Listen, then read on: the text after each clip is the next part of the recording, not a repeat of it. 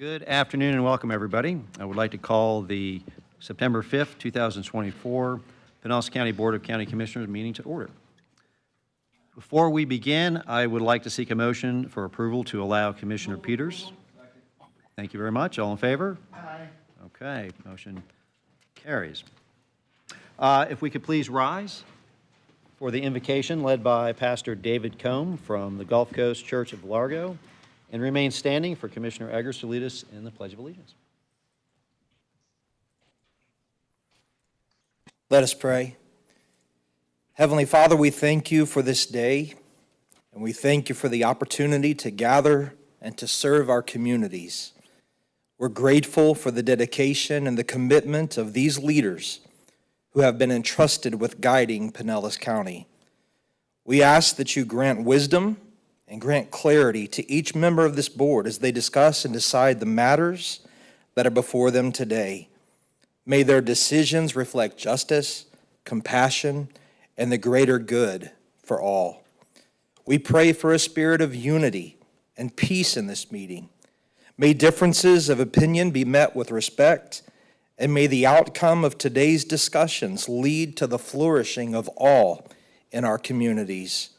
We ask, Lord, that you would bless Pinellas County and all of those who call it home. May our communities be places where all can thrive, find peace, and experience fullness in their lives. It's in your name we pray. Amen.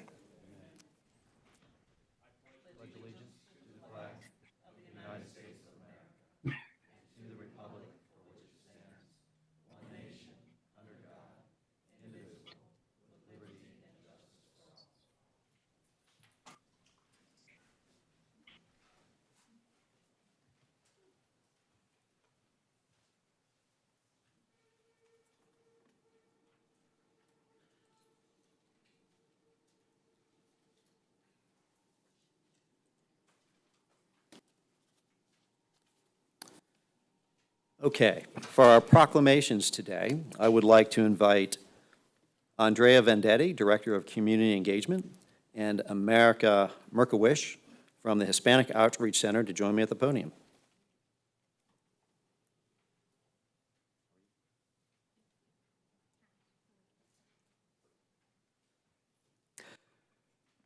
Pinellas County fosters the values of respect and appreciation for its diverse and multicultural community. And more than 10% of Pinellas County's population identifies as Hispanic or Latino. Pinellas County recognizes the rich heritage of Hispanic and Latin Americans in our community, and that Hispanics and Latinos across the nation have made significant contributions to our society. Those achievements are especially honored each year during the months of September and October. Now, therefore, be it proclaimed by the Pinellas County Board of County Commissioners that September 2024 be recognized as Hispanic Heritage Month.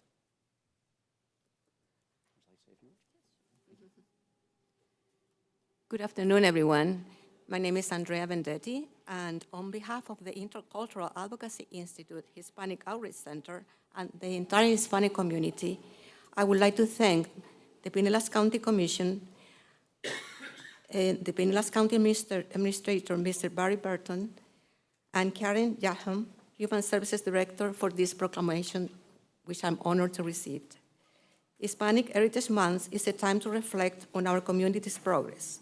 The Hispanic population is the fastest growing community in Pinellas County, now estimated in 10%.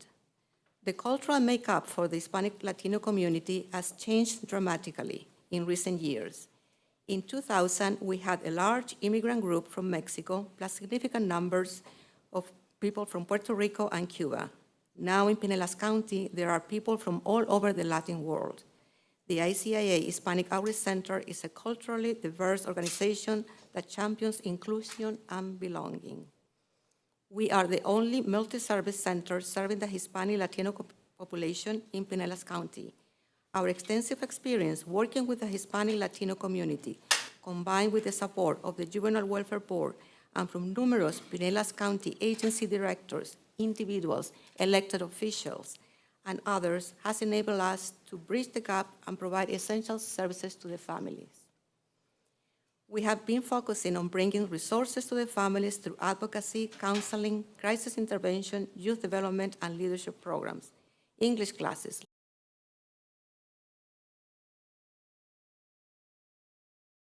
their children. Our youth leadership program is proud to have helped many students achieve academic dreams. Recently, one of our participants who earned her master's degree in arts and education with a concentration in advocacy and policy from Georgetown University participated as a panelist in our prestigious and well-attended diversity conference.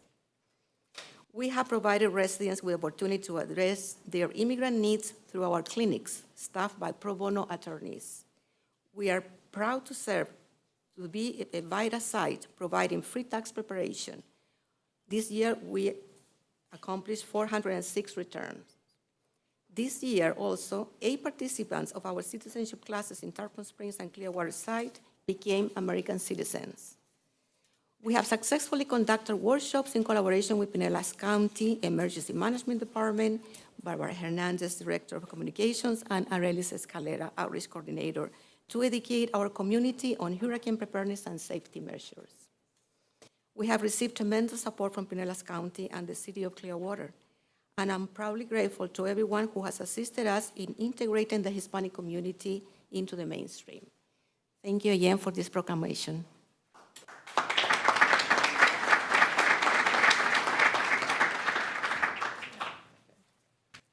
If I could ask my colleagues to join me up here for some pictures.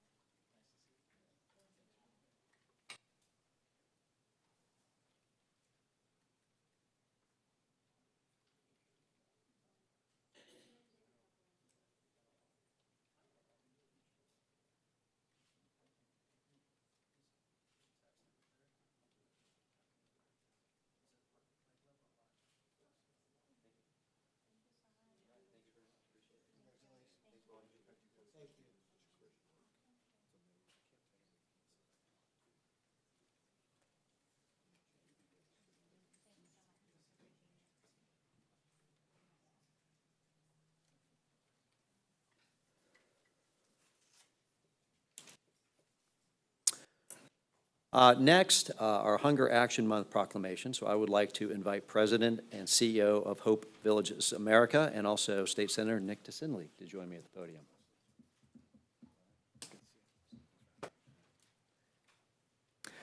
During this month, we are united in our efforts to raise awareness about the issue of food insecurity in our community. We encourage all residents to participate in local initiatives such as food drives, fundraising events, and volunteer opportunities to support our community's fight against hunger. By working together, we can foster a community where everyone has access to the nutritious food that they need to thrive. In Pinellas County, approximately 11% of residents experience food insecurely, with nearly 140,000 individuals struggling to access sufficient nutritious food on a regular basis. Hope Villages distributes nearly 6 million pounds of food throughout Pinellas County each and every year. It is essential to acknowledge the hard work of local organizations such as Hope Villages, who are committed to alleviating hunger and providing critical support to those in need. Now, therefore, be it proclaimed by the Pinellas County Board of County Commissioners that the month of September 2024 be recognized as Hunger Action Month.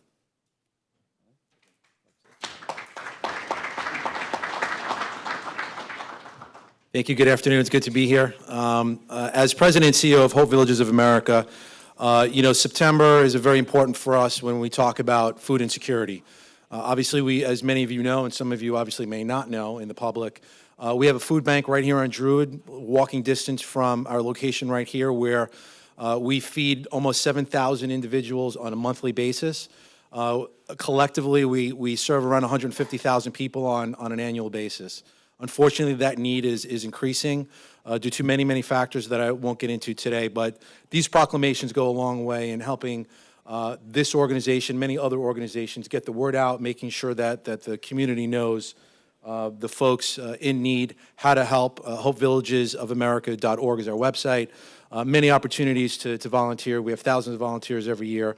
So it takes an army to do the things that we do. And at the end of the day, it's about serving those folks in need. And so I really appreciate the support here today. And as always, it's very good to see all of you. So thank you so much. I could ask my colleagues to join me for some pictures.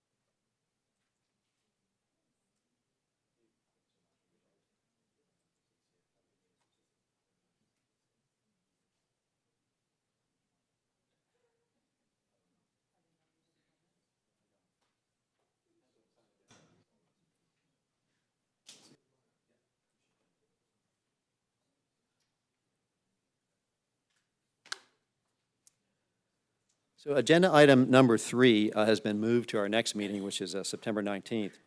So in replace of that, I did want to acknowledge that between now and our next meeting, the anniversary of 9/11 will be upon us.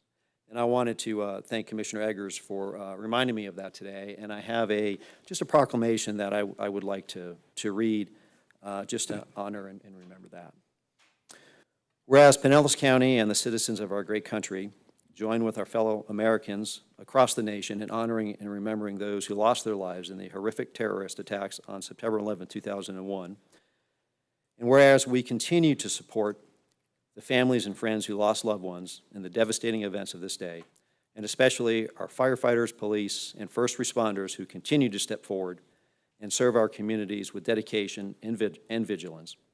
And whereas we commend the firefighters, police, and first responders who courageously risked their lives to rescue those in need, as well as the ordinary citizens and volunteers who selflessly gave their lives to aid their friends and coworkers who were injured or trapped in the Twin Towers and Pentagon. And whereas the events of September 11, 2001 tested the strength and resolve of our great nation, they also reminded us of the values set by our forefathers who saw a vision for the United States that we would live and be free of tyrannical rule. And today we are even more determined than ever that we will not give in to terrorism and threats to the safety and security of the United States. And whereas the United States is unified in our purpose to prevent further tragedies like those experienced on September 11, 2001, and it is right to honor the men and women of our armed forces who have fought tirelessly to keep us safe from further attacks on U.S. soil. And whereas today we remember the lives that were lost, honor the heroic actions taken by our first responders, and thank the members of our military for their continued service and sacrifice. Now, therefore, be it proclaimed by the Pinellas County Board of County Commissioners that September 11th, 2024 be recognized as Remembrance Day. Thank you.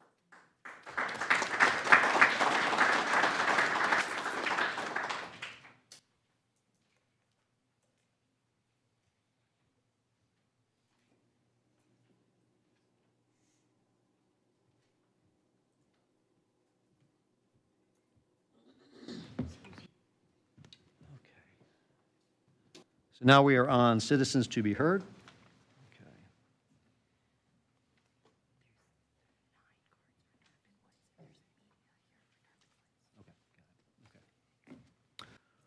All right, when I call your name, please come up to the podium, and you will have 3 minutes to speak.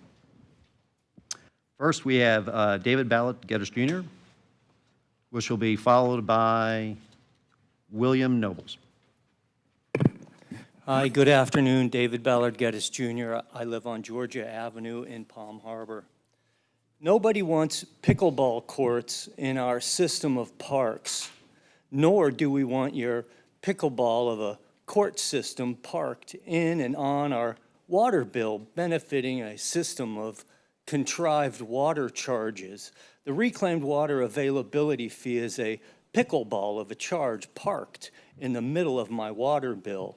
The invocation of such contrived development practice has parked itself directly in and on my water supply and rate with its availability fee, and such availability fee must be removed. We don't want a pickleball of a water charge protected by a pickleball of a court system parked in and on our water supply bill.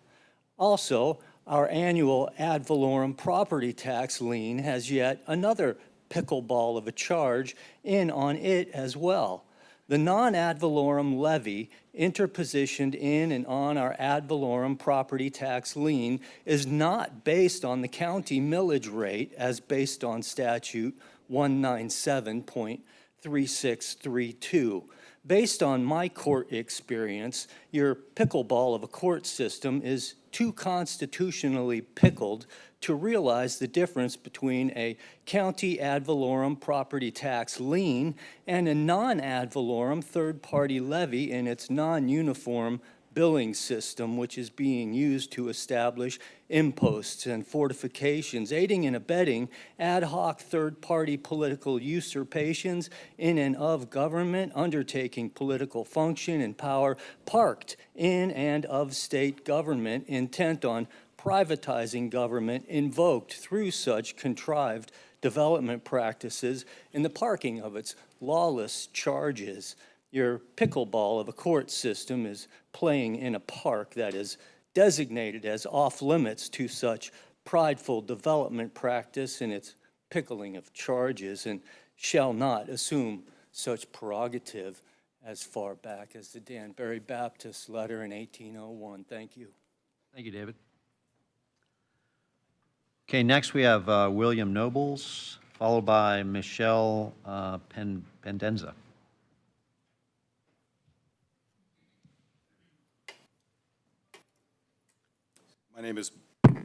My name is Bill Nobles. I'm from Eastlake, District 4 of unincorporated Pinellas County. I'm here to speak on behalf of the residents of Tarpon Woods and the surrounding communities who wish to save the Tarpon Woods Golf Course. I'm a resident of Tarpon Woods. My aunt, Ann Ferrantino, was the original developer of the Tarpon Woods Golf Course and neighborhood, and my family still lives in Tarpon Woods. You are being presented with hard copies of cited materials as the 501c3 charity, the Crossroads Foundation, which previously managed the golf course, failed to file their change of ownership for close to 2.5 years after the sale, and residents only learned of proposed development plans by random chance only a few weeks ago. Representatives of the new ownership did not hold a formal meeting to officially announce their plans to the community until just last week, after concerned residents took to social media and the set date for 12 days before SwiftMud's submission deadline to submit all materials to review their application. In 2007, Pinellas County explored the possibility of purchasing Tarpon Woods Golf Course for $4 million, but declined after a study by Tampa Bay Engineering determined that storing floodwaters on the golf course itself would not ease seasonal flooding for residents. A brief article on the study has been provided in your packet. Parties have expressed interest in purchasing Tarpon Woods Golf Course and keeping a golf course. These offers were reflective of current market value for the property and above the under market value paid by the current owners, Tarpon Woods Properties LLC, to acquire it from the charity it was virtually gifted to. Selling it to an organization that will keep it a course and will commit to improving water velocity and manage excess flood water discharge, in our opinion, would be the ideal outcome. This way, Tarpon Woods stays a golf course. The residents no longer have to fear uncertainty. The wildlife we cherish will not be displaced, and the land animal corridor between the park and the nature preserve is maintained.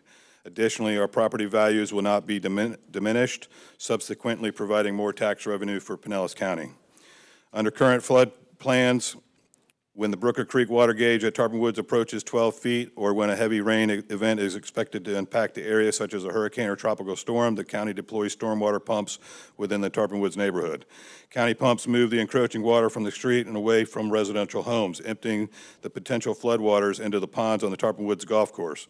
The current proposed development plans to fill these ponds, leaving only a foot-deep depression at an annual water high line, far cry from water storage volumes. One is left to wonder if they expect to fall upon the county to craft a new solution for the drainage issues. The particular area has grown has already shown a high propensity for flooding, and the short-sightedness of the pending proposed plans threatens to turn a residential golf course community with an environmentally invaluable corridor for wildlife classified as endangered, threatened, and imperiled by Fish and Wildlife Commission. Thank you. Next is Michelle Pendonza, followed by Jan Risden.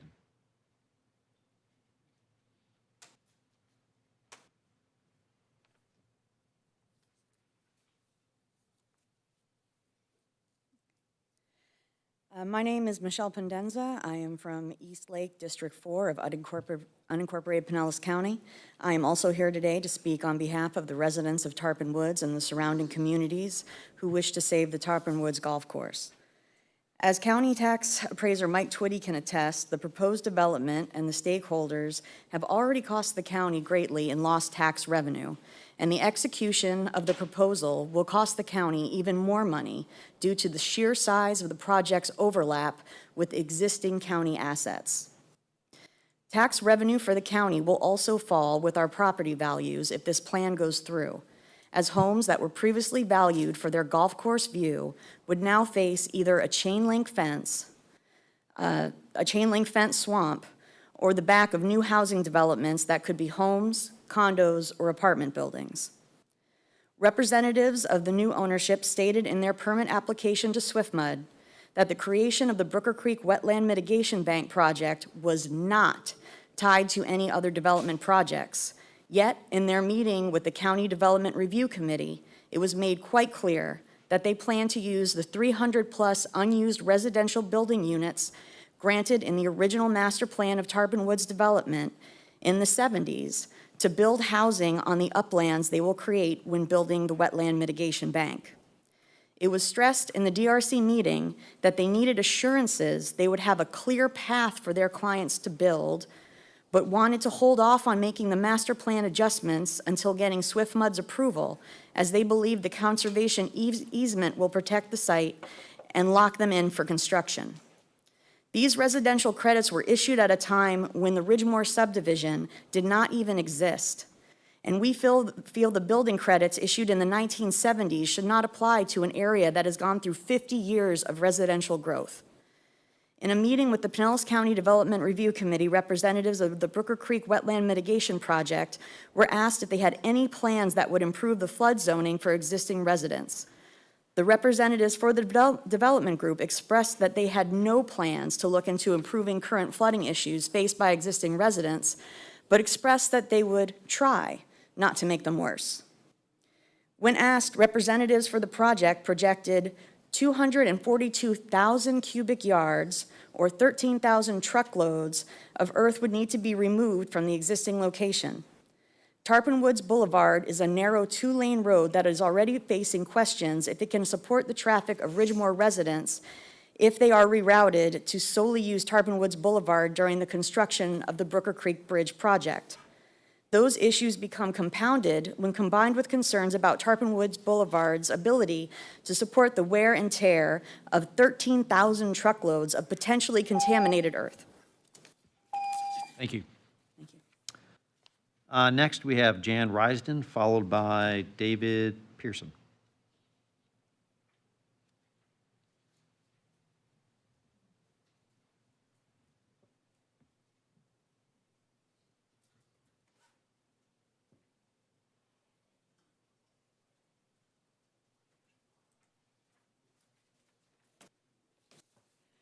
We have a tag team here. My name is Jan Risden, and I also represent the residents of Tarpon Woods, especially my community. There are several Palmer homes in my area, and I want to show you a map. The red line will be a fence around that golf course, and many of the homes in my district, in my area, will have it a few feet out the back. So while there are plans in the works to widen East Lake Road, where in the project's timeline will 600-plus currently unaccounted for new vehicles fit into those plans, as no test case for putting a wetland mitigation bank in the middle of pre-existing neighborhoods seems to exist in Pinellas County or even in Florida, And given the lack of care and concern demonstrated in the comments of Tarpon Woods Wetland Mitigation Bank project, the representatives to the county DRC meeting members regarding flooding concerns, property values, quality of life, and that's a really big issue for all of us, is the quality of life for the residents and the wildlife. Would it be prudent to grant a limited liability company who has already demonstrated their inability, willful or otherwise, to follow county rules and procedures, the opportunity to test something of this magnitude out in our Pinellas County? If the Wetland Mitigation Bank development plans are rejected, the county would not have to come out of pocket to possibly create new flood mitigation plans or concern itself with building new roads and having to replan infrastructure to accommodate 600-plus new residents in an area already struggling with meeting the needs of the current capacity. While this would probably not be the windfall the individuals that compromised the new ownership had hoped for, they would be making 2 times their original return on their original investment. While we don't know the figures and what they spent on planning, it should be noted that had the change of ownership been filed according to the laws of Pinellas County, this would have come to light to all the parties over 2 years ago. Instead, we just learned of it. And I'm going to cede my time to others. Thank you. Thank you. Next, we have David Pearson, followed by Beverly Bucklaw.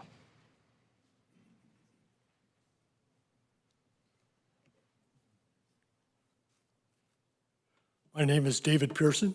I live in the Tarpon Woods subdivision in unincorporated Pinellas County. I have been a resident of, property owner in, and citizen of Pinellas County for 25 years. I am addressing you to express my grave concerns about an anonymous developer's proposed project to destroy the golf course that has been an integral part of Tarpon Woods for 50 years. It would replace it forever with a privately owned, locked and fenced piece of land transformed by massive dredging and filling of habitat dirt water in the Brooker Creek floodplain. Bottom line up front, the county and community need to raise and resolve, if possible, all concerns before considering approval or denial of this project. Some of my personal concerns, what this means to me is significant loss in property value, 50K, 100K, a fence in my backyard, an intermittent pond, swamp, marsh, algae bed, mud, dead fish, depending upon the rainfall and season, near my backyard, loss of access to nature, a view of brown weeds and scrub brush, increased traffic, increased risk of mosquito-borne diseases, forest fire, invasive species, vagrants, crime refuge. No assurance or insurance that the developer will do what they say in the long run. This project is called the Brooker Creek Mitigation Bank, Tarpon Wood, DRM 240066. I opened DRM 2400106 to ask questions about it. I'm in ongoing and positive contact with development project manager Guy Shoemaker of BDRS. After attending the first public meeting with agents of the developer, August 28th, I have many more questions. The existence of and concerns. The existence of this project came as a complete surprise to our community in early August. I am in catch-up mode. The developer's expectation of 1 year to do this project left me dumbfounded given the extent of the changes, their effect on many aspects of the community, many departments in the county, state, and federal agencies, rules, regulations, and laws. I live on the 16th fairway of the Tarpon Woods Golf Course. I love the friendly, stable family environment, the tranquil, natural green environment, towering oak and pine trees, open view onto the golf course, which has for all these years provided a safe habitat for my family and the deer, turkeys, and birds and endangered species. It is an oasis in a very densely developed county. It is a stable community with the original developer's family, as you heard earlier. Brooker Creek flows through it, providing drainage for Pinellas and Hillsborough County and valuable fresh water for Lake Tarpon, Tampa Bay, and the aquifer. It's a key thing. Bottom line, we need to examine carefully before make any decisions on this. Thank you. Next, we have Beverly Bucklaw, followed by Judy Nobles.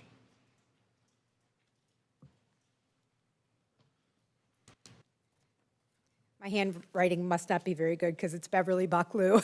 And I know Sorry this may about come that. as a shock, but I'm here to talk about the Tarpon Woods Golf Course. I live at 2212 Tonywood Lane. It's on the 17th tee box, backs up to the 10th tee box, and one of the pumps y'all put out to alleviate the flooding on Tarpon Woods Boulevard is right next to my master bedroom. But I'm happy to have it there because it means my neighbors don't get flooded. I've got just some notes here from the Pinellas County Development Review Committee, and I'm just going to talk about a little bit, like at the different timelines, what was said. First off, if you were just planning on creating a wetlands mitigation bank, you would not have named your company Tarpon Woods Properties LLC, I don't think. You know, that kind of is doesn't really reflect a golf mitigation. At 1630, they said preservation areas may not be accurate and would like, for the purpose of this process, to wait till after the sale of credits. In doing this, we might discover some of the areas that are colored dark green are not actual preservation areas. At 1716, they said the process of impacting wetlands is okay to create new wetlands.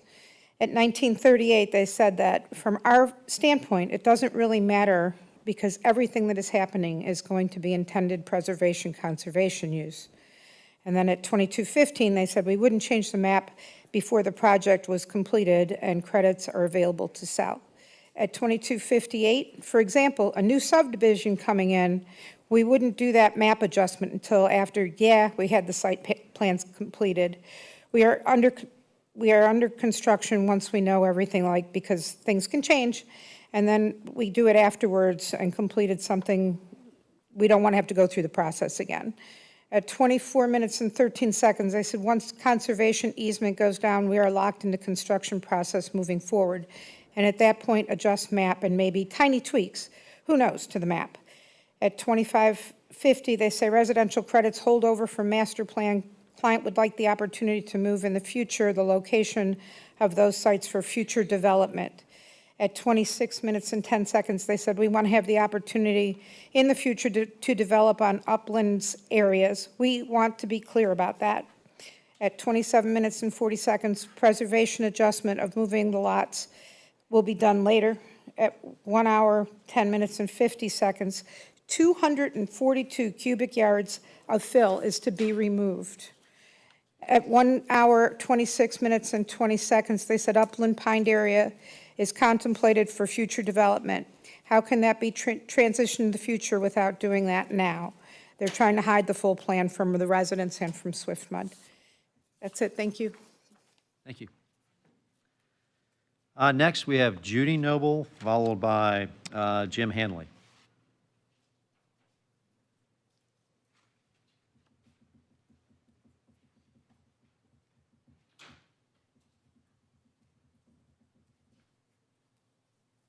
Good afternoon. My name is Judy Nobles, and I live at 3371 Tanglewood Trail in Tarpon Woods. I'm here to oppose the proposed development of the Brooker Creek Wetlands Mitigation Bank at Tarpon Woods Golf and Country Club. It's currently in the application phase. The wetlands mitigation banks have their place, but not when in a thriving 50-year-old subdivision in a suburban location. Tarpon Woods Golf Course, the proposed location, is surrounded on all sides by approximately 1,000 homes. Most of these share a property line with the golf course. I'm an 82-year-old lady living in I'm a 48-year resident of Tarpon Woods.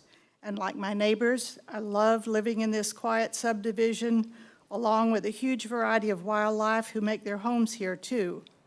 We are privileged to have a front row seat to eagles diving for fish in our ponds. Roseate spoonbills, storks, ibis, and herons feed in those ponds also. The bird population is huge. We see pileated and red-bellied and downy woodpeckers, eastern bluebirds, cardinals, parrots, a variety of owls, and almost any bird you can name is nesting there. The deer feel safe grazing in our yards, and they even give birth to their young here. I have a video from my Ring doorbell camera of a mama and her baby fawn that was taken last week. She spent an hour there. We've seen bobcats and coyotes at times, and we hear owls hooting at night. We consider these visitors and animals our neighbors also. We've documented 14 of the animals, wildlife on Florida Wildlife Commission's endangered, threatened, and/or imperiled list. The owners of the golf course kept their plans a secret from everyone who will be affected by this major change to our subdivision for over 2 years. They called a meeting of the residents to discuss the proposed mitigation bank for the first time on August 28th at 5 p.m. So many questions arose out of this meeting. Who is Tarpon Woods Properties LLC? The representatives at the meeting refused to identify anyone identified with the project.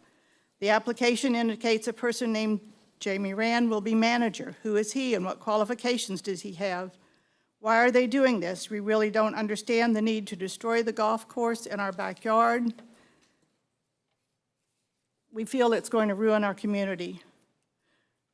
According to the developer's public relations spokesman, building the bank will require excavating 240,000 cubic yards that have to be removed along our streets. Thank you. Next, we have Jim Hanley, followed by Linda Balea.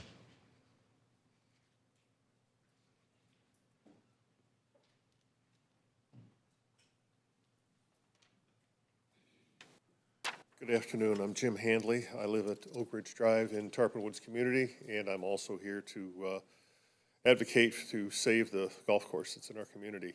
The meetings that we've had with the developers, the information that we've seen, and the information that we have found really shows that the developers have very little concern or care for the neighborhood, the people that live there. They're primarily concerned with turning a buck. One of the big issues that we have is the flooding, and flooding has been a very complicated issue in the Tarpon Woods area. It was specifically mentioned in the July 1st meeting with the Pinellas County Developer Review Committee that the developers were not considering addressing the flooding in the creek. Prior attempts at building or modifying in the area were rejected because of adverse impacts to flooding issues.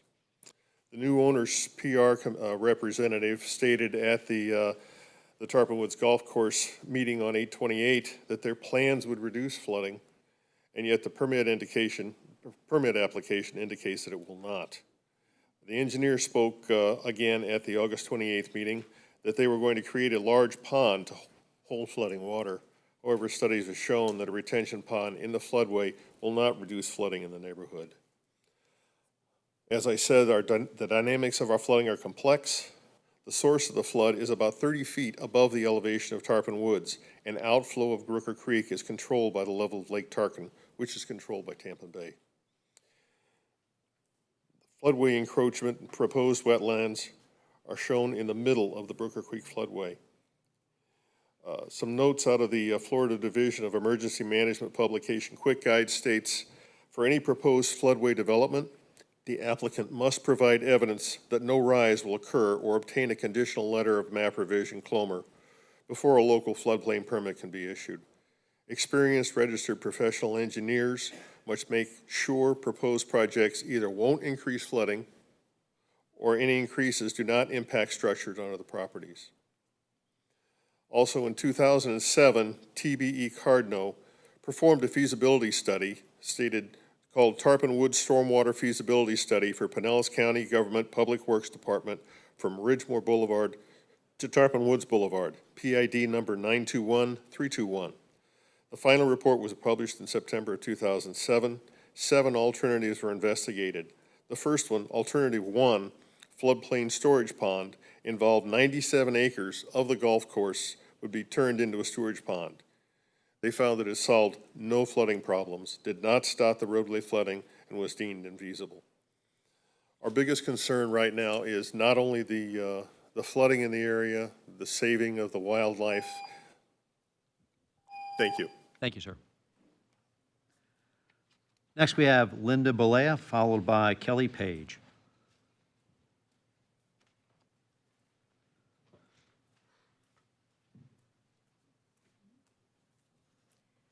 Hi, everybody. Linda Balea. You might recognize me. I used to be married to Hulk Hogan for a while.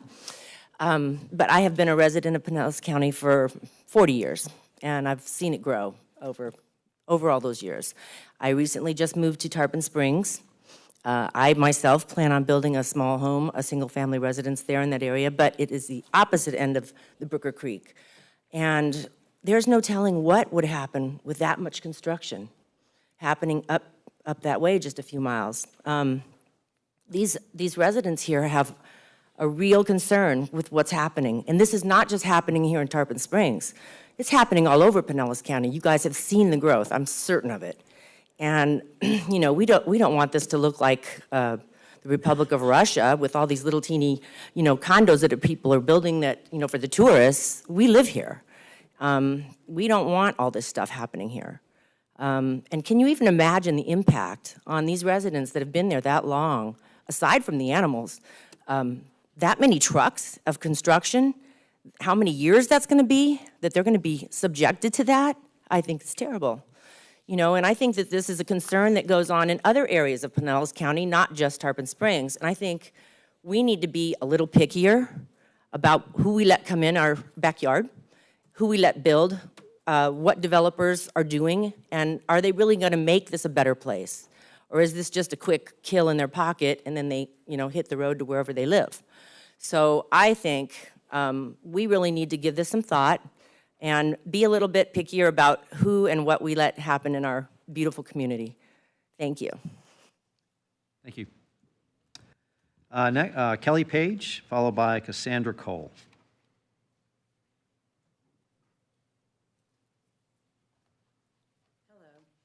No Good afternoon. work, as you can tell. Thank you, commissioners, for hearing us out on this very important issue. I have lived in Pinellas County now for 30 years and just purchased a home in Tarpon Woods 2 years ago. I paid top dollar for my home. Me and 120 other residents have bought in the Tarpon Woods area since February 3rd, when the deed changed hands, to now.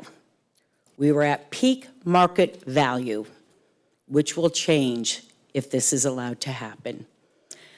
We are looking into litigation for a Class A action lawsuit. We did not know. It was not disclosed to the county. The guy did not file any type of deed with the property appraiser. I do my homework. I'm a businesswoman. I have 3,000 employees. I wouldn't have bought on a golf course that was not going to be a golf course in a couple of years. My other issue is this. The county commissioners, your predecessors, have already spent millions of dollars to help our flooding in our area. I was very pleased to hear that. Now, that was 2013. Our taxpayers helped, and we put in a couple $2 million to fix the flooding problem. If they are allowed to build, the flooding problem will increase by 100%, and so will the bill to the county. Is this county ready to put in $10, $15 million into the Tarpon Woods area? Because that's what it's going to cost. Thank you. Thank you. Next, we have Cassandra Cole, followed by Doreen McKinnon.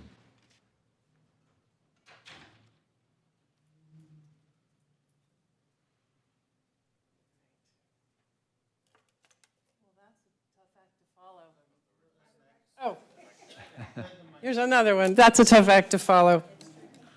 Okay. My name is Cassandra Cole. I own a home in Pinellas County, and I hold an MS in environmental sustainability. I was asked to speak on behalf of my neighborhood. We want to stop a 7-house development which involves tearing down forest. These few acres are among the last pockets of land acting as environmental anchors, biomass, essential to handling floodwaters. There is little of it left in Pinellas County. What is biomass? It's a living ecosystem underground that gradually filters rainwater and holds it to alleviate flooding. It is complex. It is resilient. Right now, this very piece of land is managing a lot of stormwater. If this property becomes 7 houses, 7 driveways, 7 rooftops, with more paving all around, storm runoff will be mercilessly expanding in all directions. Roadways, backyards, and houses will be swamped. Tearing down these trees and covering this natural area with cement will be an environmental disaster. If you think the retention pond, swales, and drains on this present site plan will handle the kind of storms we are now seeing, I have 2 words for you: Laurel Meadows. These engineered systems muck up in an instant. Storm debris clogs everything quickly. Constant expensive maintenance from the county is no match for sudden heavy downpours. Are we not seeing these extreme weather events more and more? In Sarasota right now, 85 homes are ruined, flooded, yet this development was not in a flood zone. Their elevation is about 30 feet. My neighborhood is less than half of that, about 12 feet above sea level. Did the Laurel Meadows engineers, planners, and developers make mistakes? It appears someone did. Don't we need answers before we unintentionally create a similar catastrophe here in Pinellas County? Homeowners in my neighborhood asked that the building project at 6380 62nd Avenue North be halted and permits not issued to tear down trees and begin construction. A possible solution is in the works. The church that sold this property is interested in buying it back from QT Construction, and they are agreeable to this idea.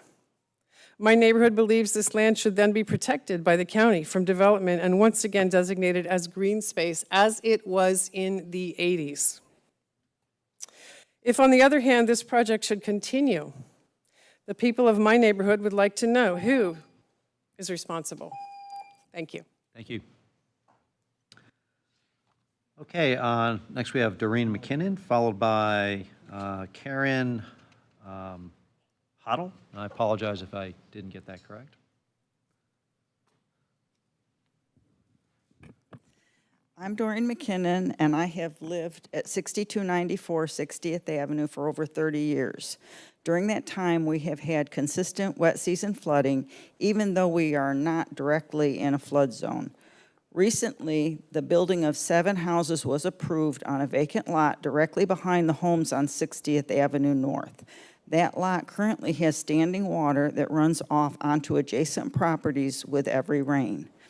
We personally had a similar experience in 2005 when the county approved 1 home to be built directly behind us on a vacant lot.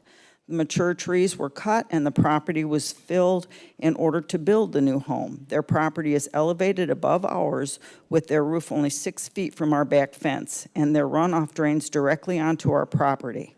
We constantly have standing water after a heavy rain year-round, and unfortunately, you are about to do this to all the residents of 60th Avenue North with these 7 homes being built directly behind their properties on this wooded lot that will become 62nd Avenue North.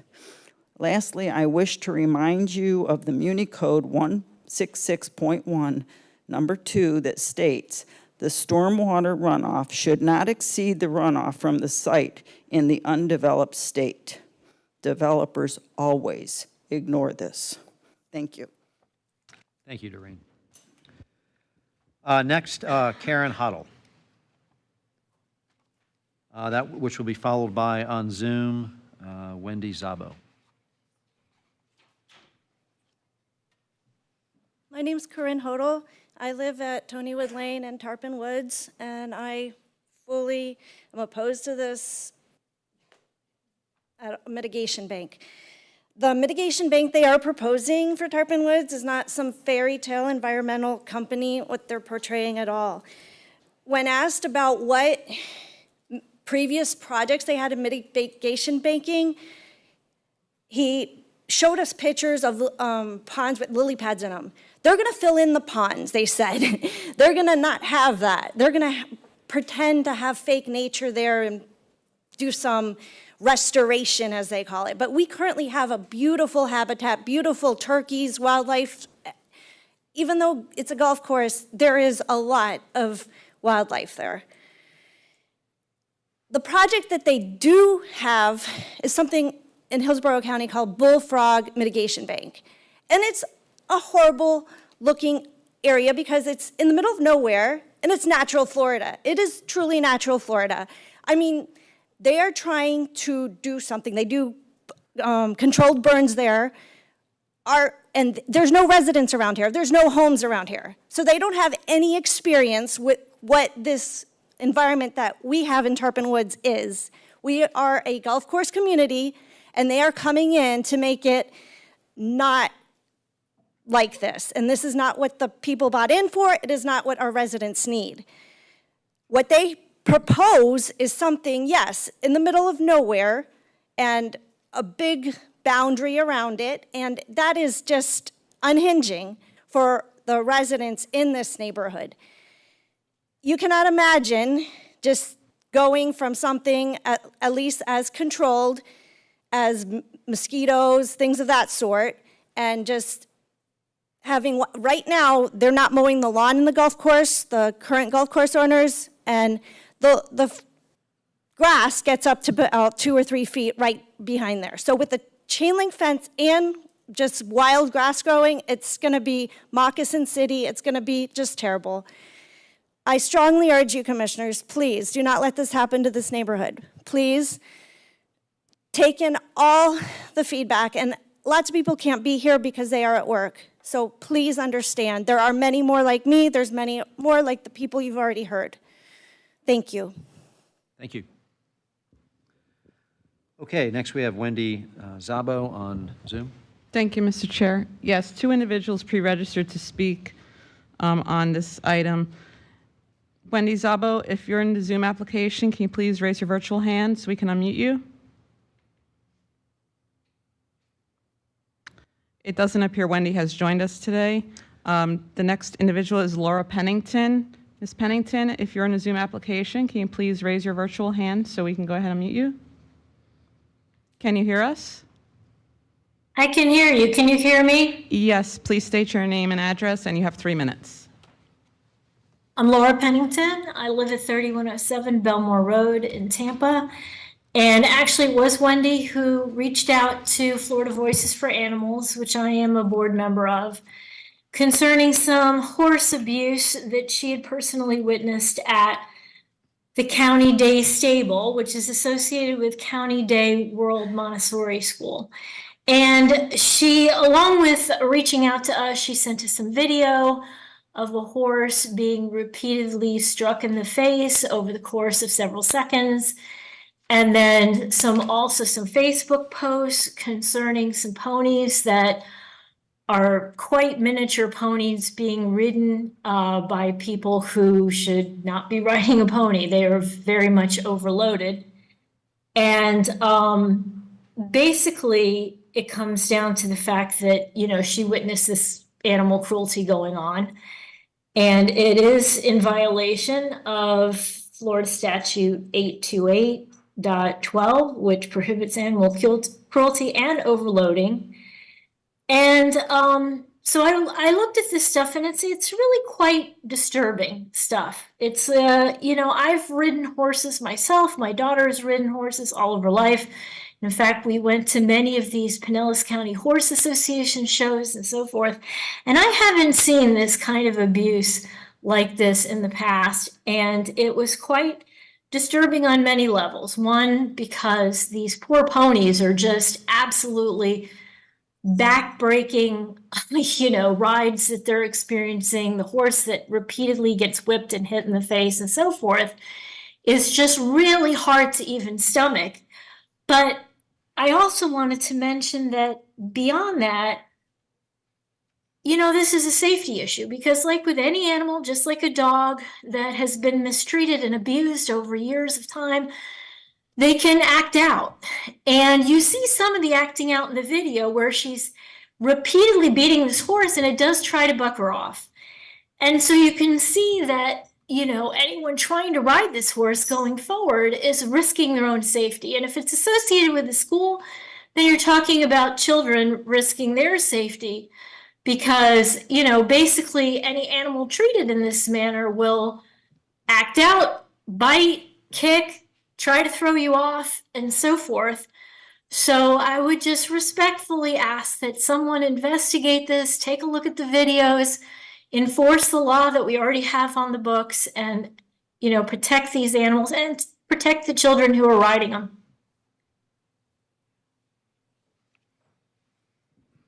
Okay, That's thank you. all. Thank you. Thank you so much for your time. Thank you. Okay, that concludes citizens to be heard. So now we're on to the consent agenda, items 5 through 22. Would any commissioner like to pull any items? We have a motion from Commissioner Long, second from Commissioner Flowers. All in favor? Aye. Any opposed? Thank you. Motion carries. And, Mr. Chair, that would be a yes for me. Oh, thank you. Sorry about that, Commissioner Peters. Okay, moving on to item 23. Item number 23 is award of bid AJEC paving. This is for taxiway, runway incursion mitigation at the airport for $6.1 million. Okay, we have a motion by Commissioner Flowers, a second by Commissioner Long. If we can pull up the voting.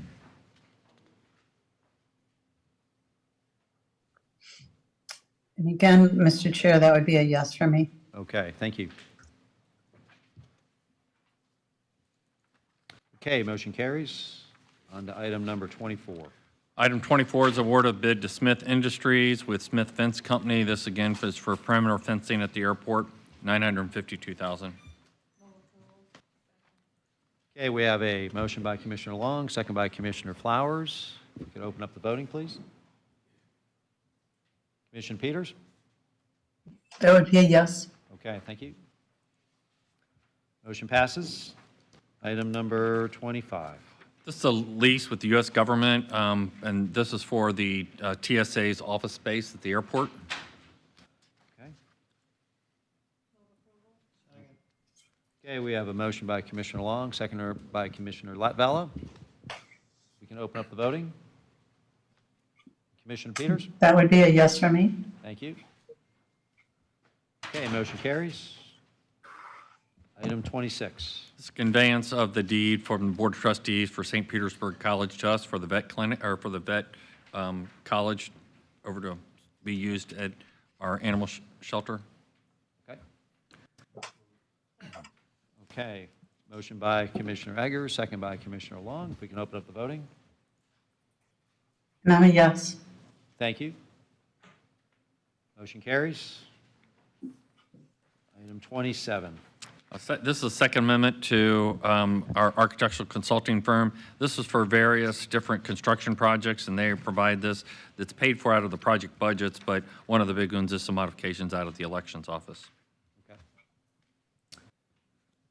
Okay, any questions, thoughts, discussion? Okay. We have a motion by Commissioner Eggers, second by Commissioner Flowers. You can open up the voting. And I'm a yes. Okay, thank you. And who are we missing?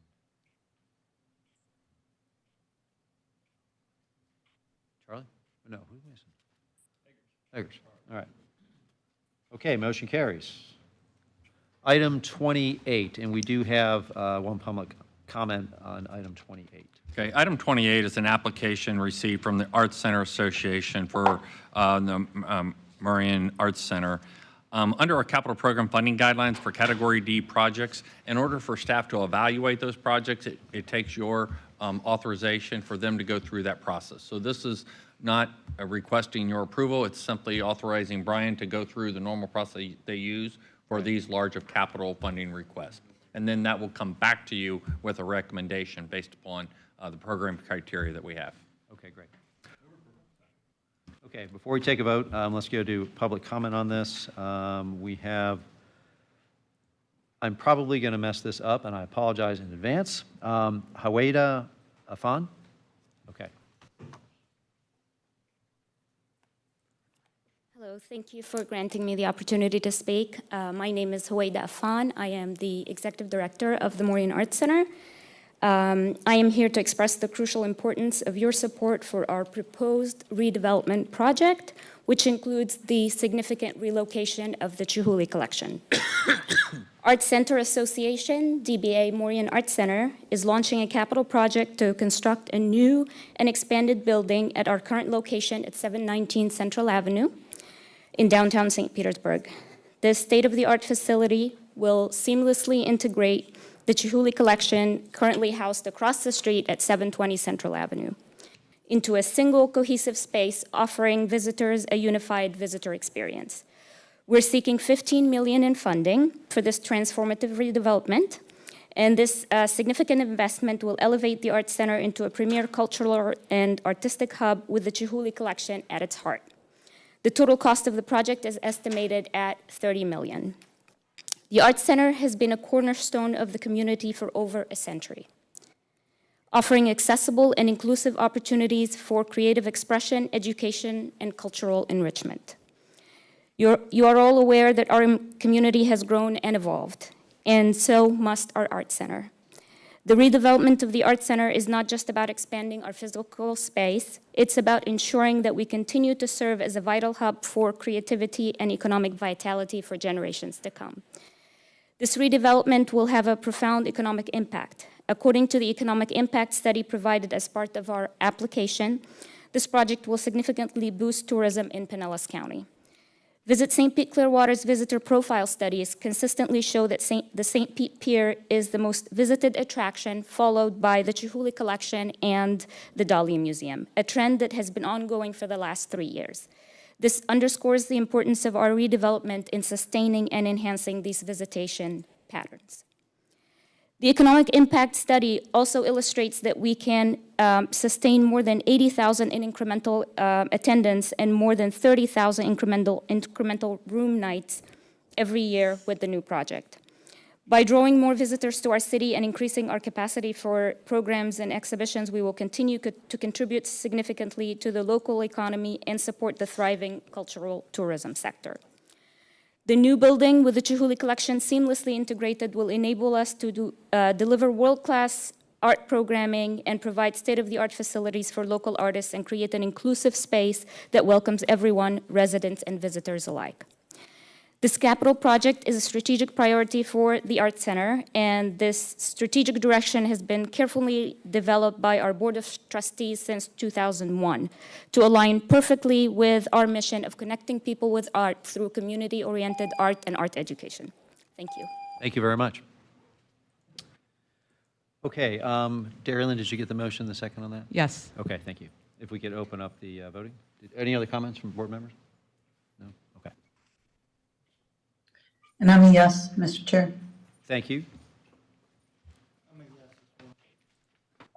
Okay, motion carries. On to item number 29.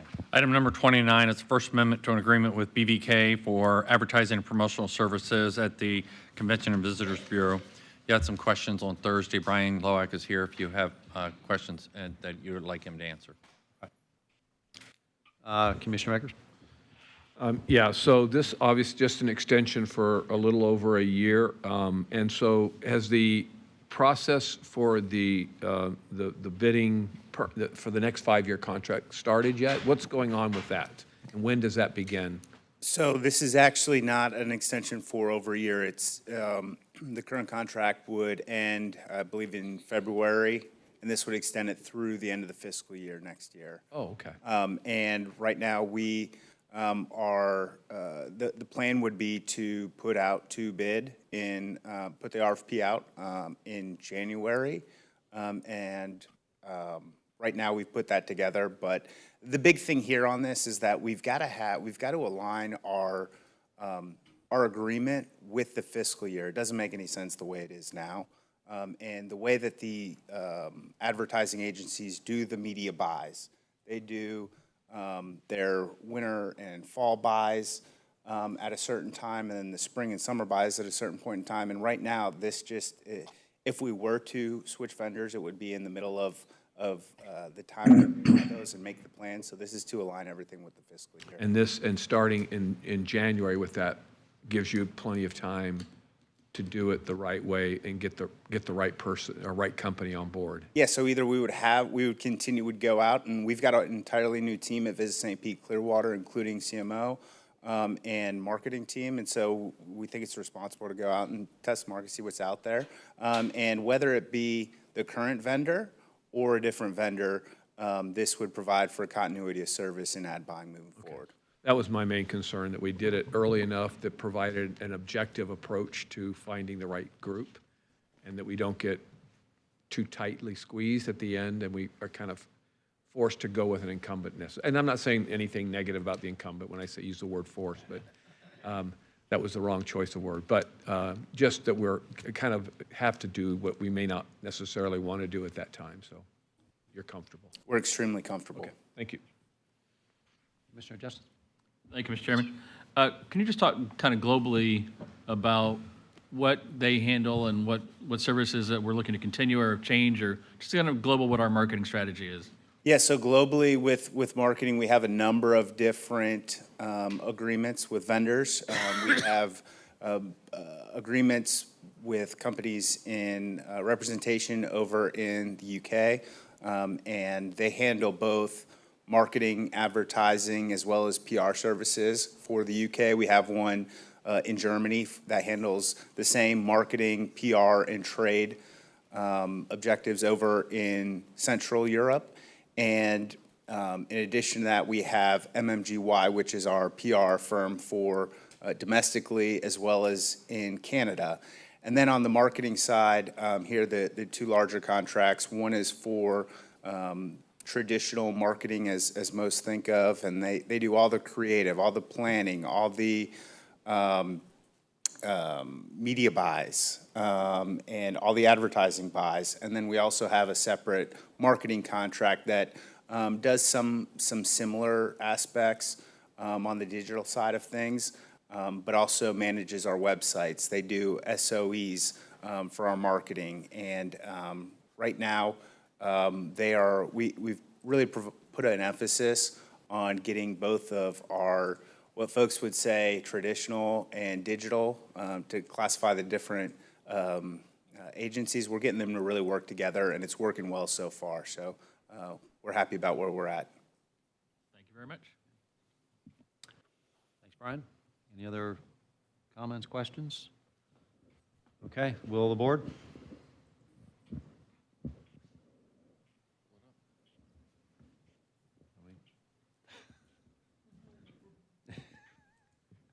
I'll second. Okay. I can? Okay. Can I? All right. All right, motion by Commissioner You Flowers. didn't do a very good job, Brian. Second by me.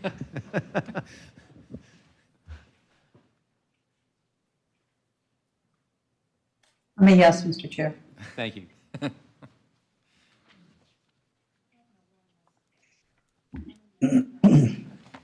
Okay, motion carries. Item number 30. 30. All right, this is an Eastlake Recreation MSTU for 4 aging bleacher sets. Okay, motion by Commissioner Egger, second by Commissioner Justice. Any discussion? No? Please open the voting. I'm a yes. Thank you. Motion carries.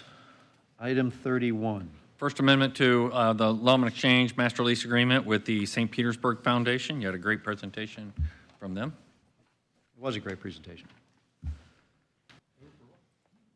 Okay, motion by Commissioner Justice, second by Commissioner Long. Any questions? I do have a question. In reading the OMB analysis, it says that there's an income split, net income split, with part of the income going to the county, and I'm just curious, how much income does this spin off to the county annually. Do we know what that is? I'll let Amy come up and address that. Okay. Good afternoon, Amy. Hi, Amy Davis, Assistant to County Administration.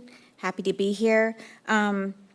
What it split is between, it's the way that the contract was structured. It's partly coming from general fund, and that's $433,000, and that's the amount of money that was the county's cost for maintaining the building. So that was put as in this contract for revenue to the foundation, as well as from the CRA funds. And so for this coming year, it's going to be $175,000.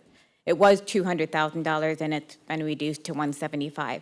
So those two contributions from the county are in the contract, and it's staying consistent. It doesn't change. It's just a flat amount, and that's from the start of this master lease and operation agreement.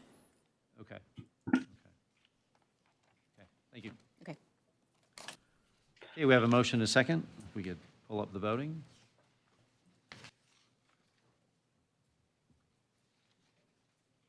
And I'm a yes, Mr. Chair. Thank you, Commissioner Peters. Okay, motion carries. Item 32.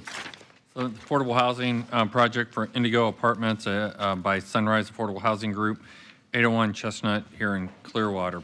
This is 208 multifamily units serving 80% or lower. The breakdown's within your packet. This is $7 million that'll be utilized for land acquisition and placed in a land trust for 99 years. Okay. Anybody, any questions? Just Commissioner Yeah, Eggers. so sometimes I get confused on when we have a 20-year limit to protecting us on affordable rates, and this one is a land trust, so it's 99 years? I mean, just maybe you could clarify that for me. Correct. Because of the land trust, the land will be essentially purchased by the county, permanently owned by the county, and would ensure permanent affordability. On top of that, there's low-income housing tax credits that basically, because of those tax credits, will require the affordability for 50 years. So there's 50 years of permanent affordability from the land trust. And what does the developer make on this? The one that's going to do the building or renovation? The developer will become the owner. And so they'll be acquiring the property, they'll become the owner of the property. There is a developer fee as part of the overall acquisition development rehab project. That's approximately $6 million, of which $4 million of that will be deferred into the project and earned over time. Okay, thank you. Appreciate it. Thank you. Any other questions? Okay. Do we have a, okay, we had a motion by Commissioner Long, second by Commissioner Flowers? Okay. We could open up the voting. I'm a yes. Thank you, Commissioner Peters. Motion carries. Item 33. This is Rankin affirms an agreement with Operation PAR and Recovery Epicenter Foundation for Pinellas Batters. This is our hospital bridge program, and this will be funded through the opioid abatement settlement funds. Okay. Any questions, thoughts?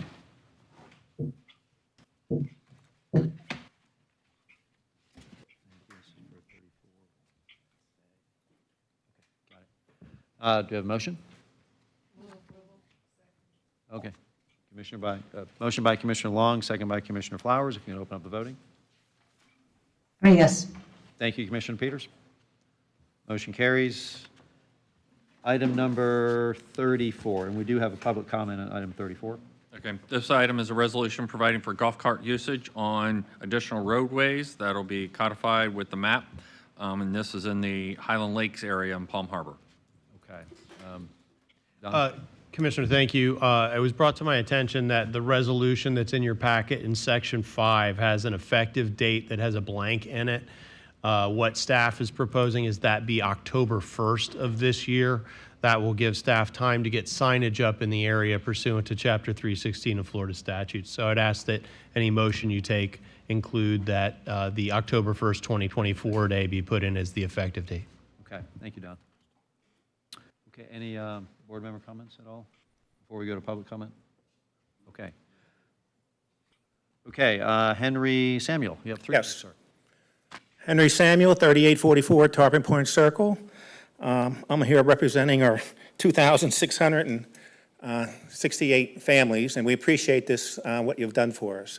We had an issue where there were 600 families that weren't allowed to really ride their carts legally up to the golf course because it was never drawn up in the master plan.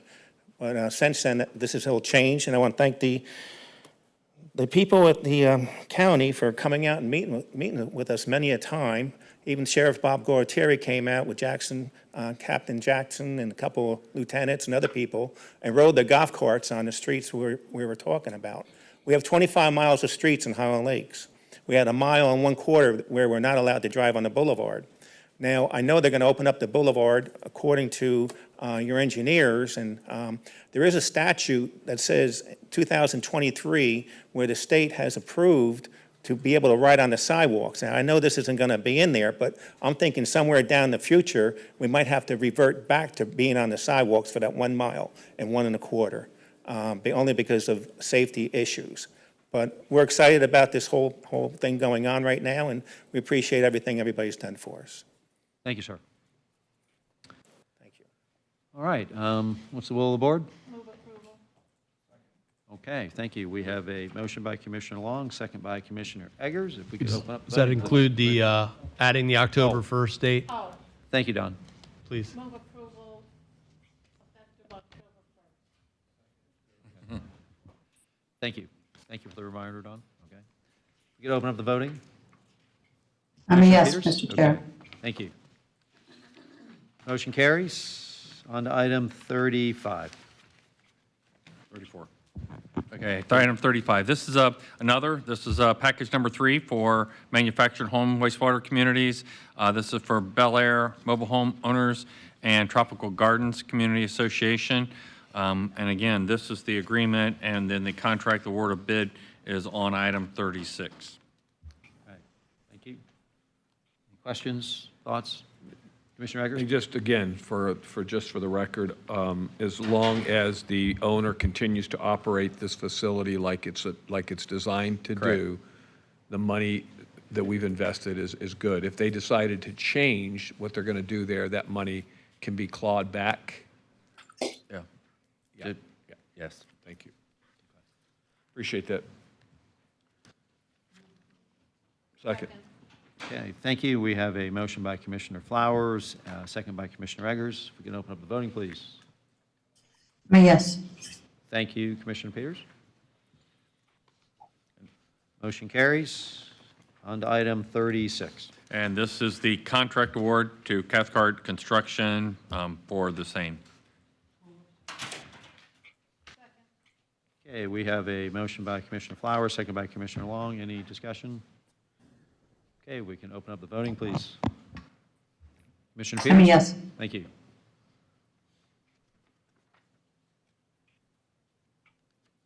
are we missing? Oh, okay. Motion carries. On to item 37. This agreement is with SHI International. This is for IT solutions and services, IT software, hardware, and related services for ongoing county operations, a little over $16 million. Motion by Commissioner Long. We have a second? I'll second. Any discussion?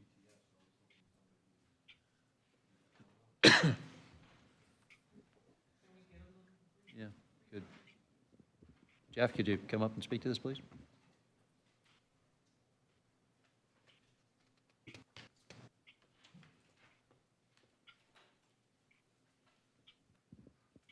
Good afternoon. Good afternoon. Jeff Rohrs, Chief Information Officer for Business Technology Services. The agreement before you right now is with, as the administrator said, SHI International, and really it's a contract and an agreement that's sourced through Sourcewell. This is replacing an existing SHI contract, but it's a contract we use as like a catalog agreement, and we purchase this one over about a dozen software solutions, primarily, and over around 50% of this is for our Microsoft agreement, which needs to renew next month. But other software products, security products, such as our Proofpoint and Azure and LeapWorks and other software products. So these are all existing line items in our budget, and this is really an agreement that allows us to continue those services in an ongoing nature. So no new purchases in here. It's mainly just existing ongoing efforts. This is through February of 2028, so it's a little bit over 3 years. So and so if you look at the 16 million over that, it's a little over 5 million a year. Commissioner Flowers? Hey, Jeff, how you doing?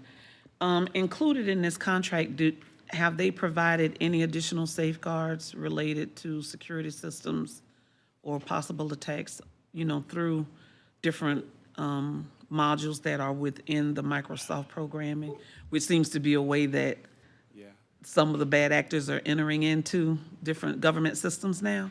Will this include anything to kind of assist with that? Well, a couple comments on that. And first, this is actually sourced through SHI, but using our contract terms, which is one thing we really try to do. The second thing is each of these products, using Microsoft, for example, we have a contract with them as well, and that's where we lay out a lot of those additional products. Speaking specifically about Microsoft, the agreement that we have to bring forward next month has a lot of increases in cybersecurity because we're actually changing some of the agreements to take advantage of many new areas, cloud security and enhanced endpoint security, as well as some other enhancements. But yeah, absolutely. But I would like to make sure we understand each of these 12 softwares that are under this all have their own contract. Built-in systems. Correct. And just an FYI, I was going to bring this up at the end, but I guess this will be a good place.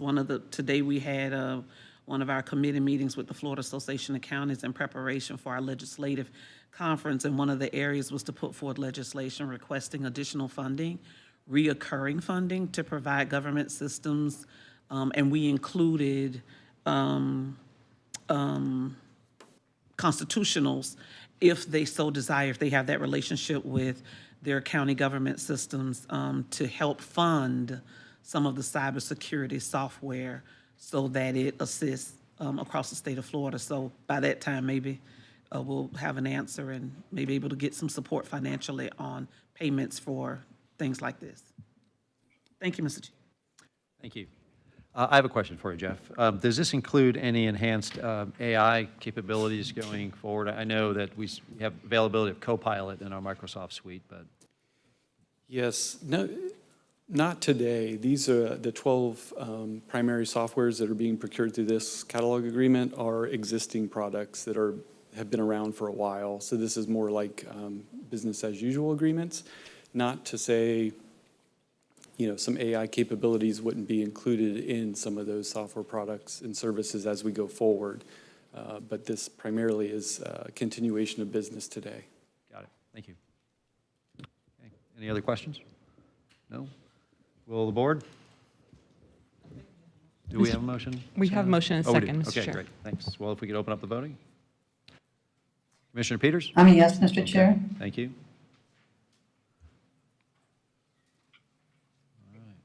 Motion carries.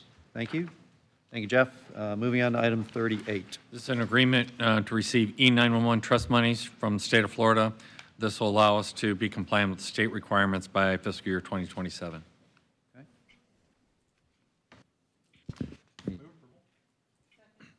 Motion from Commissioner Justice, second by Commissioner Long. Any discussion? Okay, if we can open up the voting. I'm a yes. Thank you, Commissioner Peters. Motion carries. And moving on to item 39. And this is a large contract. This is Rankin Firms and an agreement with Paramedics Logistics of Florida, LLC, for the requirements for ambulance services. As you know, the contract ended and we bid this out, so the total is not to exceed $491 million.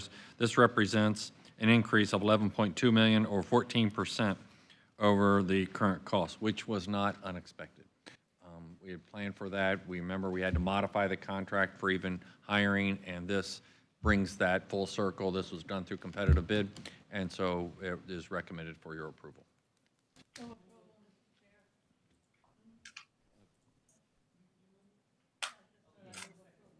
right, so we have a motion by Commissioner Long, a second by Commissioner Flowers, and a question from Commissioner No, it's Akers. not really a question. I'd like for just, if we could have somebody come forward and maybe just talk a little bit about the contract. It is probably our largest contract, and just, letting our residents know, I think we all know pretty much what's going on.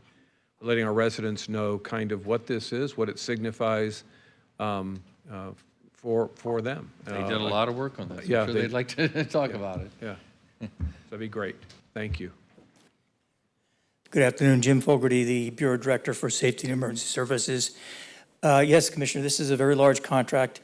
The company that was being recommended is the existing company. They've worked in Pinellas County for decades.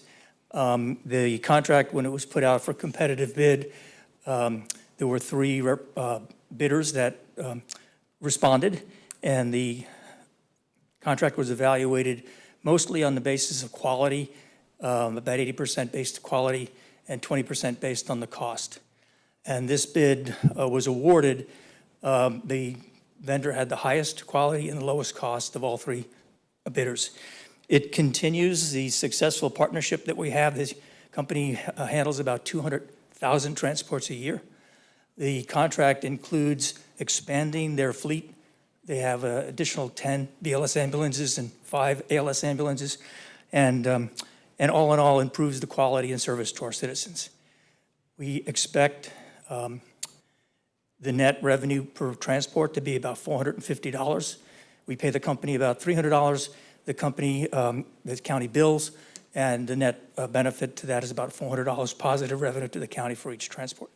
For the details of the contract, I've got Craig here, the program manager for that. We can answer any questions you have, but this is a very stable company. We've adjusted the response requirements as a performance-based contract. They've acknowledged that there's not any exclusivity to it anymore. We, if necessary, could enter into agreements with hospital systems or our local fire service to do supplemental transports if that ever becomes necessary. So. And that leads me to the question of some hospitals have asked for that inter-hospital transfer, and I'm not even sure where we ended up on that, but is that being allowed now?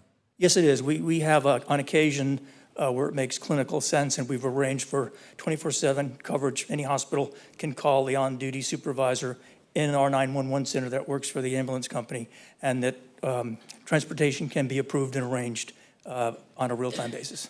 Can be, or Can be, yes. typically is? And it or does. Tell me, yeah.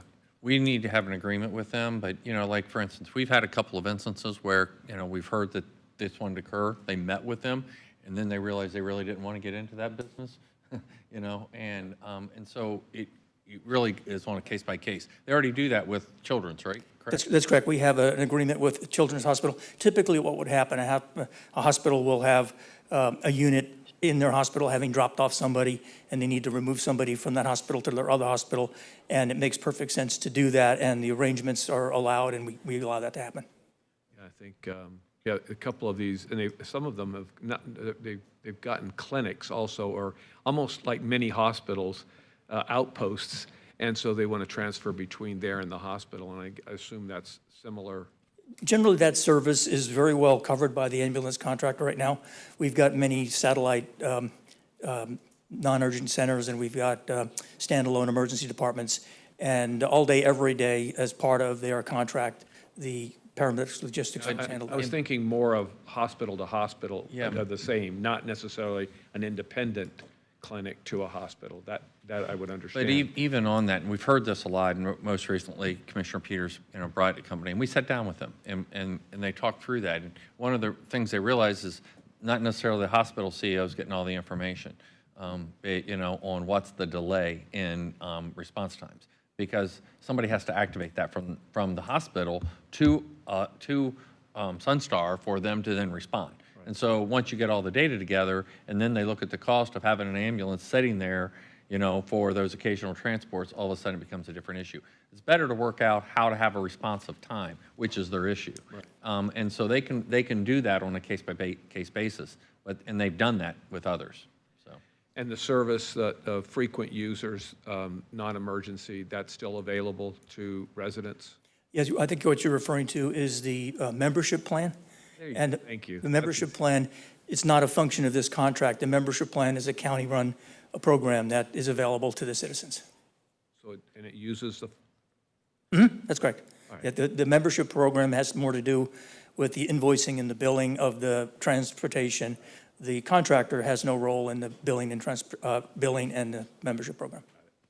but the using of their, can use their their They can and do use transport those. facility? Okay. So if someone finds themselves in the back of a Sunstar ambulance and is part of our membership program, it helps offset the cost of that transportation. Thank you. Any other questions? No, I have a few questions, Jim. So I was, when I was reviewing this, I was a little disappointed to see that for our largest contract, almost $100 million a year, the only supporting documentation was just a one-page ranking, you know, that didn't give any idea into the matrix or the methodology that went in to making this recommendation. And I trust your process and your judgment on this, but I would have liked to have seen a little more detail on that, something that was maybe a little bit more transparent on that. So I do have a couple of questions. I would have liked to have seen how they compared on price. You said they were the lowest price, but can you talk about that at all? I can. I'll ask if Craig Hare, our program manager, he led the team of the competitive procurement process, and we can go into the detail on how that. There's a team of non-county employees that helped the evaluation, and Craig can give you the details on that process. Thank you. Yeah, good afternoon, Commissioners. Craig Hare, EMS and Fire Administration. We took and summarized the costs and the awarded points. I'll put that up here.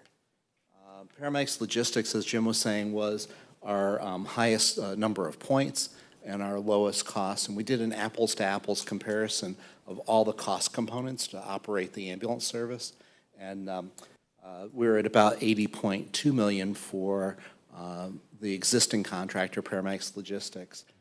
To do a startup, we would have been at $90.9 million for AMR and $104.6 million for Falk. We did use the county standard procurement process, so the evaluation committee represented all of our different stakeholders, but it followed the county's normal purchasing process, with a bid and RFP criteria. I appreciate that. It's great information. I just wish it would have been included, so we would have had that. So have there been any changes at all to the liquidated damages between what we're considering now to what is expiring? Yeah, we were at a $2 million letter of credit, and the county felt that a performance bond and increasing that to $3 million was appropriate. The total liquidated damages on a default did stay at $6 million, I believe. Okay. So you did say that this was a non-exclusive contract. So the base transport on the expiring contract is 10,400 trips per month, and that's now going to be increased to 13,000, is that correct? Yeah, so what we did is we were buying base services, and over that number, we buy at a discounted rate on a per transport basis.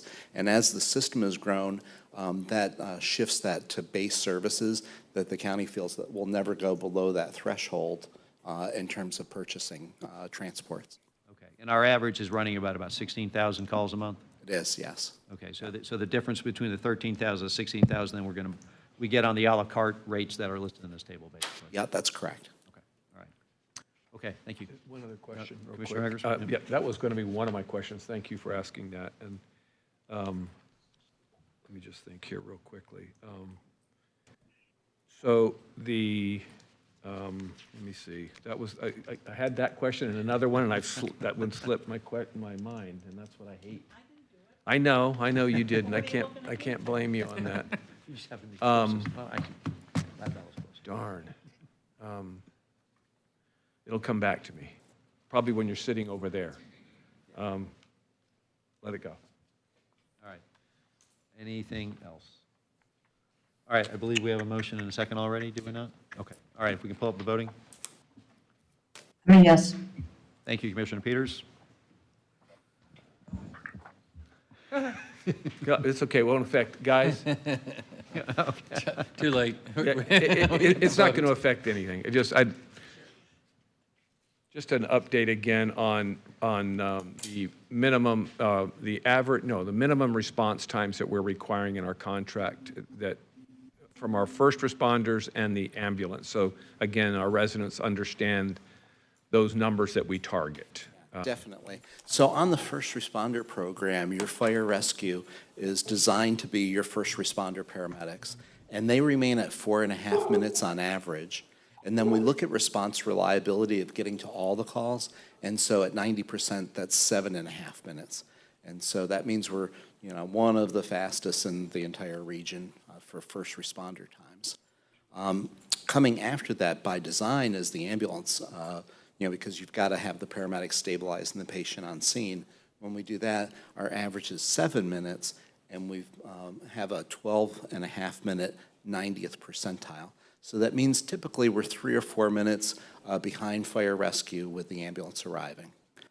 We also have that, ability to have a backup in terms of our rescue units that are out in the field for fire rescue can transport when needed. And that gives us a surge capacity built into the system. So those boxcars, they can respond as anybody would as a first responder. Correct. But then they also can be used as if there's a surge in use at that particular time, and we need that additional transfer. Yeah, that's correct. So if you look at last night, we were running 50 to 55 911 calls at one time with the amount of rain that came in and roadway flooding. So it gives us that reserve. You couldn't hardly see the road, so I understand why we had a few accidents. But thank you, appreciate it. I knew it would come to me. Just thank you, Commissioner. Thank you. Thanks, guys. Item 40.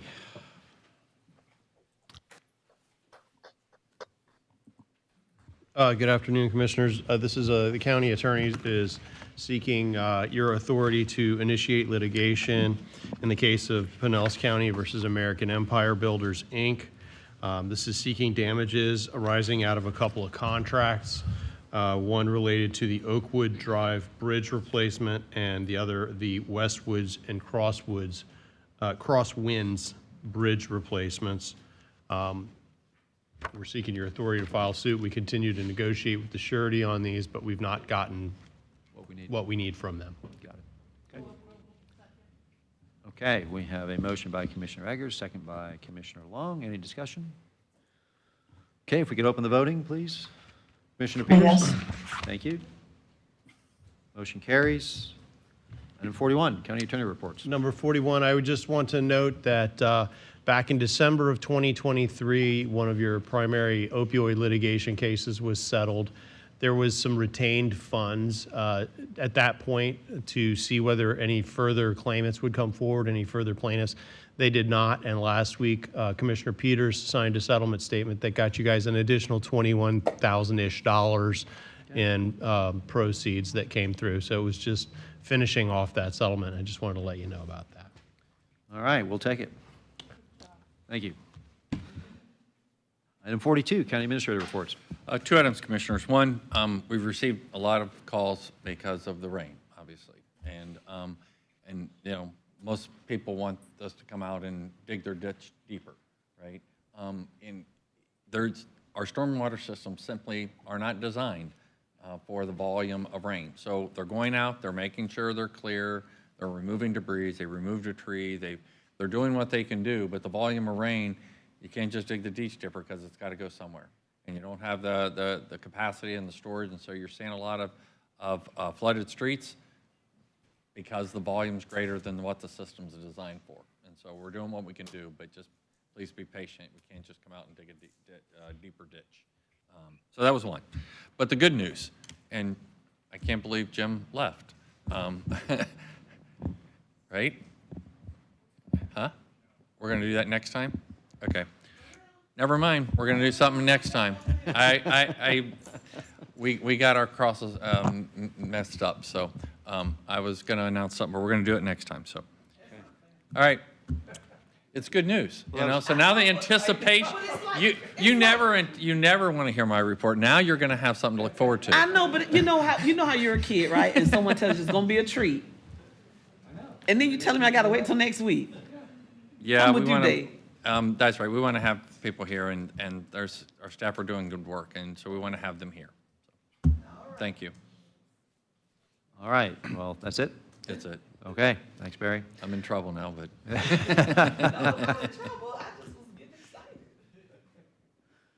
All right, now we're on to item 43, County Commission new business, and I guess we also have a resolution for a joint meeting that we do. have to do.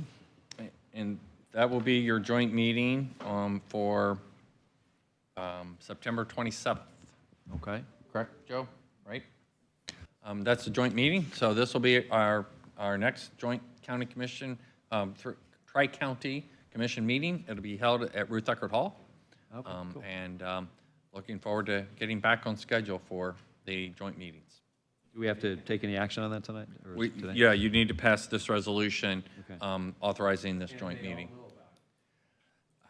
I was on the phone with them. They all know about it. Okay. I'm All right, hopeful. we have a motion by Commissioner Long, a second by Commissioner Flowers.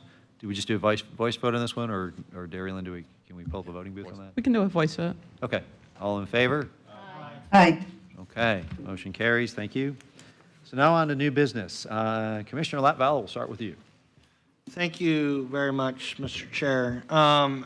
I would like to seek y'all's approval on the 2024 YAC appointments.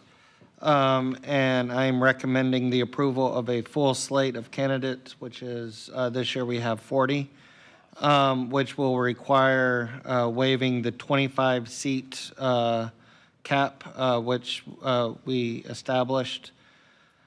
And so the 40 that we're approving, we're anticipating that some may drop off throughout the year because they can't handle it. And they're not cut for the challenge. But those that are up for the challenge, I'm excited that 16 different high schools are represented and 21 zip codes. And over 75% of the applicants are new to YAC.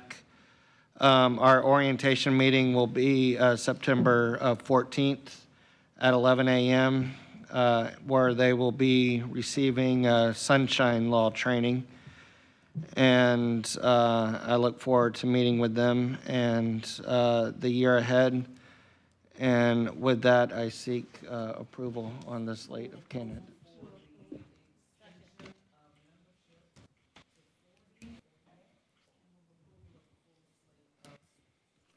Proposed candidate. And they're going to cut it. If they survive the sunshine training, they'll be good. I have a thought I'd like to share.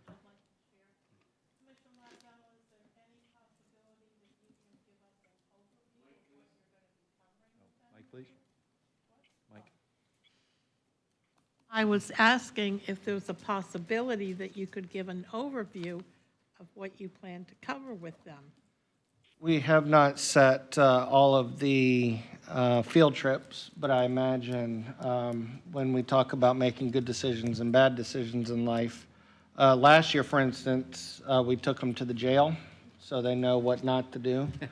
So that will be part of the experience. We also have taken them to some of the other, parks and things that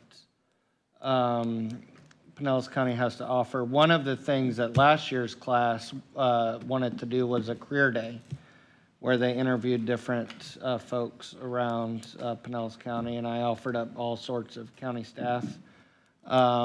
They sort of dropped the ball and decided to graduate high school and do other stuff instead. So that's one thing that I'm going to push this year, is that they learn more about the different facets of Pinellas County. Thank you, and thank you for taking that on. And we'd love to have you come out and talk to them. I would love to. Do you have any CCC students? I know there's a lot of Clearwater, Palm Harbor, Dunedin kids. We didn't turn anybody away, so that was clearly just, whoever wanted to apply. The school district, and there are some CCC students actually, The school district did help us, and the superintendent helped us get the word out to the various high schools. Excellent. And are you going out to the high schools as well? I have not. But one of the first things they do is establish like who's going to be the president. So they'll hold an election in one of their first meetings. So if you want to come and facilitate that, maybe we'll have like a debate or something. She said all that experience over at the supervisor. Yeah. We can have our own like canvassing board thing and. There you go. That would be fun. Okay, consider it done. Yes, ma'am. All right, we have a motion by Commissioner Flowers, second by Commissioner Long. Voice vote, please. All in favor? Aye. Okay. All right, great, motion carries. Thank you very much. Any other updates? Or? Yes, sir. Okay. So earlier this week, we had the High Point Park groundbreaking, which I was excited to attend with Commissioner Eggers. Commissioner Justice did a great job speaking, and it was exciting to see that finally come to fruition. I took a tour of the Clearwater Free Clinic the other day. There was also a groundbreaking at the Sprouse Horizon Sports Park in Pinellas Park. The Central Pinellas Chamber had a awards ceremony the other day that I attended. The Bob and Joanne McIntyre Center had a ribbon cutting at the Education Foundation, which both Mr. and Mrs. McIntyre have impacted thousands of students throughout their lives. And also, just last night, it was a little bit delayed. We had a weather delay, but we were able to get our PSTA meeting in where we established the millage rate. And the PSTA millage rate will be reduced from last year. So that's all I have. Okay, thank you. Commissioner Eggers. Thank you. Yeah, just a few things. I appreciated Commissioner Valen Scott joining me at the Upper Tampa Bay Chamber Legislative Luncheon. It seems like months ago, and it was 3 weeks ago now. Senators DeSigley and Hooper and Representative Anderson were there as well. And so it was a really good meeting with members of the chamber. We each spoke a little bit and then answered questions. So it was really, it was excellent. We continue to get a lot of calls about Ridgemore Avenue Bridge replacement. And so Kelly has just done a great job of working with FDOT, getting more of the questions that were being asked of us in a meeting that we set up a week or two ago with 3 HOA representatives. She's asked additional questions, and there'll be continued loop feedback to the communities about what we can possibly do to minimize the painful impact of replacing a bridge, one span at a time. So anyway, I just want to thank Kelly for all of the hard work that she's been doing on that. I took a tour of the new Humane Society of Pinellas. If you get a chance to do it, it is beautiful, absolutely beautiful. It's where all the adoptions will occur, all of the work that goes behind it. It was just, there's some administrative offices in there as well, but it was just fantastic. And of course, they have a very close working relationship with our animal services.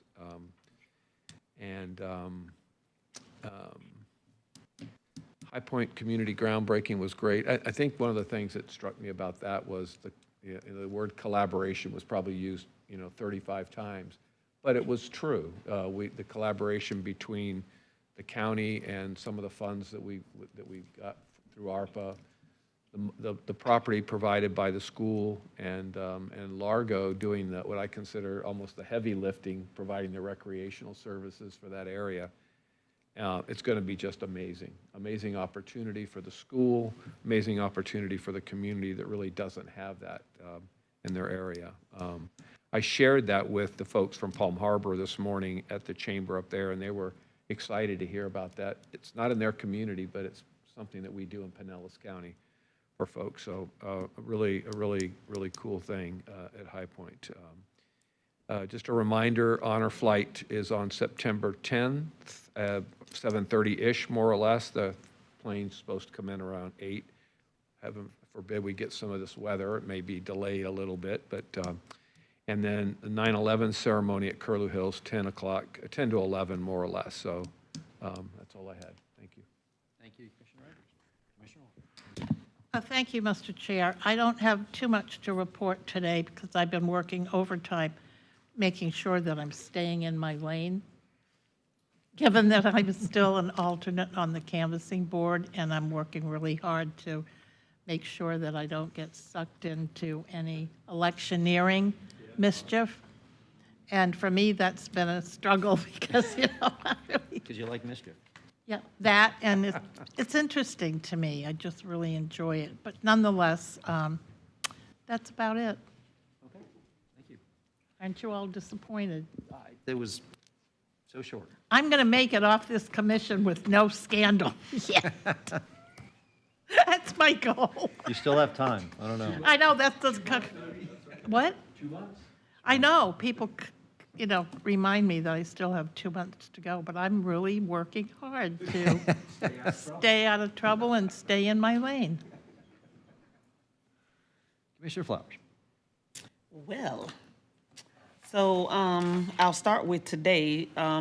For any of you that serve on committees, you may also have been on the call. It was so many people, but the Florida Association of Counties has begun having its committee meetings regarding what we want to talk about at the Innovation and Policy Conference, as well as the Legislative Conference.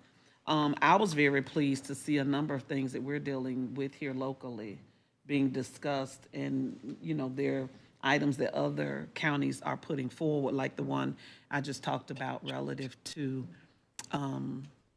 funds, hopefully, from the state when it comes to cybersecurity and things of that nature within our government systems and structure.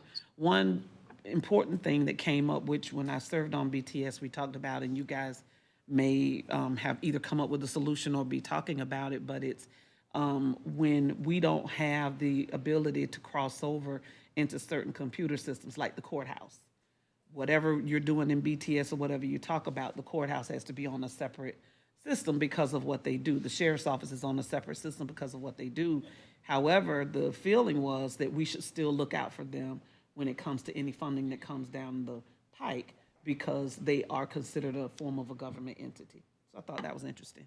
There was a long conversation with the committee that deals with stormwater, sewer, and infrastructure, because everyone's flooding everywhere. And so that was a good, robust conversation to talk about. And there was a guest speaker who spoke about how the environment, the climate, construction, the loss of impervious spaces, how all of that weighs into what we're seeing now, which you all probably saw as well, people saying, I've never seen it this bad, I've never seen it, but the ground can only hold so much water. And if there's no percolation, then you're gonna get flooding because there's nowhere for the water to go. So that was a very good committee discussion. I hope you all are planning to attend. Someone is planning to attend. I know it's gonna be difficult because it's during our budget time, but I think it'll be a conference that will be, in my opinion, very worthwhile. I had a chance to attend my first Area Agency on Aging, Pinellas and Pasco board meeting. Thank you, Commissioner Justice. Big shoes to fill there. But it was very nice to see a concerted effort focused on services for our seniors, whether it's food, transportation. Of course, housing was the topic of the day at the meeting. But I do believe that Anne Marie Winter and her team are doing a good job, and it was nice to be able to reconnect with some of those board members who I served with previously when I worked at Gulf Coast. Excuse me. Barry, you may be excited to hear that a part of the discussion and dialogue with the Florida Association of Counties deals with the conversions of wells and septic tanks, and supporting an initiative to see if the state would help to pay for that as well. So I know we're doing a pretty good job. I mean, we'd like to do better. We'd like for more people to convert, because some of that also plays into the issues that we have at times. But that's going to be one of the main items that's focused on through the Florida Association of Counties, to try to help fund that throughout counties so we can move the ball quicker on that. PFAS funding, I'm sorry, I cannot remember what those initials stand for, but it deals with contamination around your fire, anything around your firehouses, around landfills, your fire stations, landfills, and airports. So that is another area where the Florida Association of Counties is really focusing on that. There was some potential movement last year on the legislative side, but there was no movement on the Senate side. And so we're hopeful that we can get some support for that, and also the funding that comes along with it, because it's very expensive to test for contamination and then to remediate the contamination. So we don't want to have something pass and it's an unfunded mandate, something that we pushed on ourselves.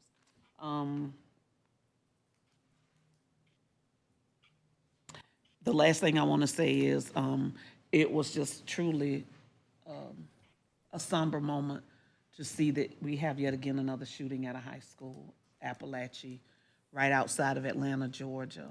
4 deceased, 2 students, 2 adults, and 9 people injured. So just keep those families as well. You know, I'm going to say it, thoughts and prayers are not enough. There needs to be something done. I don't know. I don't have the magic bullet to any of that. But it's just really sad to see that yet again. And we're, 35 days into the school year. They are about 35 days because they start a lot sooner than us. So just keep those families lifted up for strength as we move forward. And for those families who children survive, but they are impacted, and the children, you know, just keep them in your prayers. Mr. Chair, I have a question with regard to part of Commissioner Flowers' report, if I may. Yes. So the comments you made about the flooding and how much difficulty people are having, the overflow of the pools in the large complexes have been draining into the drainage system because there's no place else for that water to go. However, when I brought that up as an issue with, and she's not here, I don't see Kelly, she informed me that that's not allowed, to take chlorinated water from a pool and put it in our stormwater system. So my question is, what do people do with it? They can't put it in the street, they can't run it into the drainage system, which are the only 2 alternatives. No, I know they do, but my point is, according to Kelly, that's not allowed. So what are we supposed to tell them? They just hope they don't get caught. I'm only asking because I was at a meeting last Tuesday, and that became a huge issue with a lot of the folks that live in, what? I didn't realize that. That's not just the complexes, that's people's homes. Yeah. They're gonna lower their pool when the rain is happening. Well, yeah. If there's a but- difference between putting it into the stormwater system and putting it out into your yard or to something that has filtration, I don't know the regulatory issues, so I don't want to, opine on that, but I think there's a big difference between that. When they hook a pipe up, a hose up, and they take it out straight into your stormwater system, that's taking it right down to our waterways, and that's chlorinated water. It's different than if it goes through natural drainage systems and it filters that out. But let me check on that and get back to you. Thank you. Mr. Chair, if I could finish off, I attended the Big C meeting, as many of us have, and that was really, really good to hear the questions asked from the beach communities.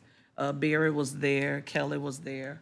So I thought that was a really good meeting, and it gave, they asked for legislative updates, so I just gave a report on the bills that did pass that impacted our community.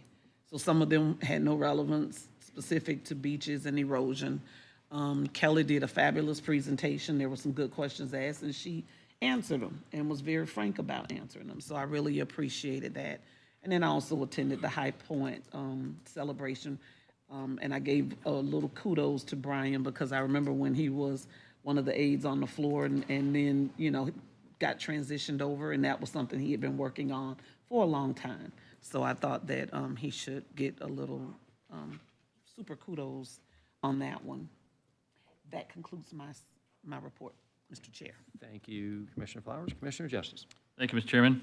And we're talking about all the flooding and the water, and it gets talk about city streets and county streets. We had a area in West St. Pete that constituents brought to our attention, and it's a county bridge over a creek that's owned and maintained by the city.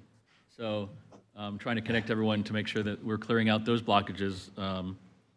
A lot of the same events, a great day at the High Point Park groundbreaking. That's going to be an incredible amenity for the folks in that area.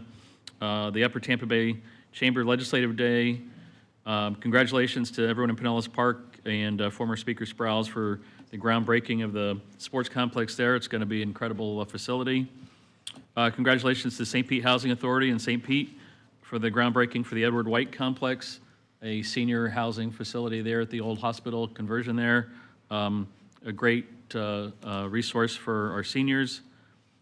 Congratulations to City of Gulfport for another successful Gecko Fest, which if you haven't been to Gecko Fest, you need to put that on your calendar for next year.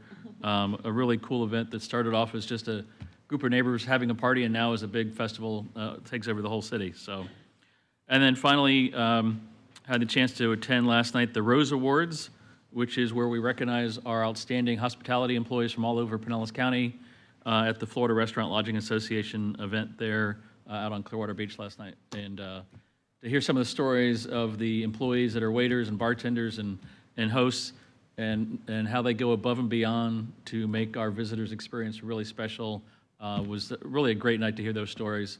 And fittingly, Dennis Phillips was our MC for the evening. So that's all I have, Mr. Chair. All right. Thank you, Commissioner Justice. Commissioner Peters. Hi, thank you, Mr. Chair. I had, we hosted Senator Rubio's staff. They were in town from Washington, D.C., and they wanted to tour the erosion of our beaches. And I want to thank Kelly for taking time from her busy schedule to show them and explain the loss of elevation of sand and the risk to our infrastructure and our property. I also want to thank the Sheriff's Department and his pilots for taking them up in the helicopter after they viewed the beaches on the ground. We let them see the whole county from the air so they would get a good true perspective as they continue to work on WERDA with the Army Corps. We also had a successful election process. I want to thank Commissioner Long for filling in when I couldn't be there. We had a great audit and it was very smoothly conducted, and I always like to see a good smooth election go through. Congratulations to the candidates that won their elections and those that are moving on to the general election.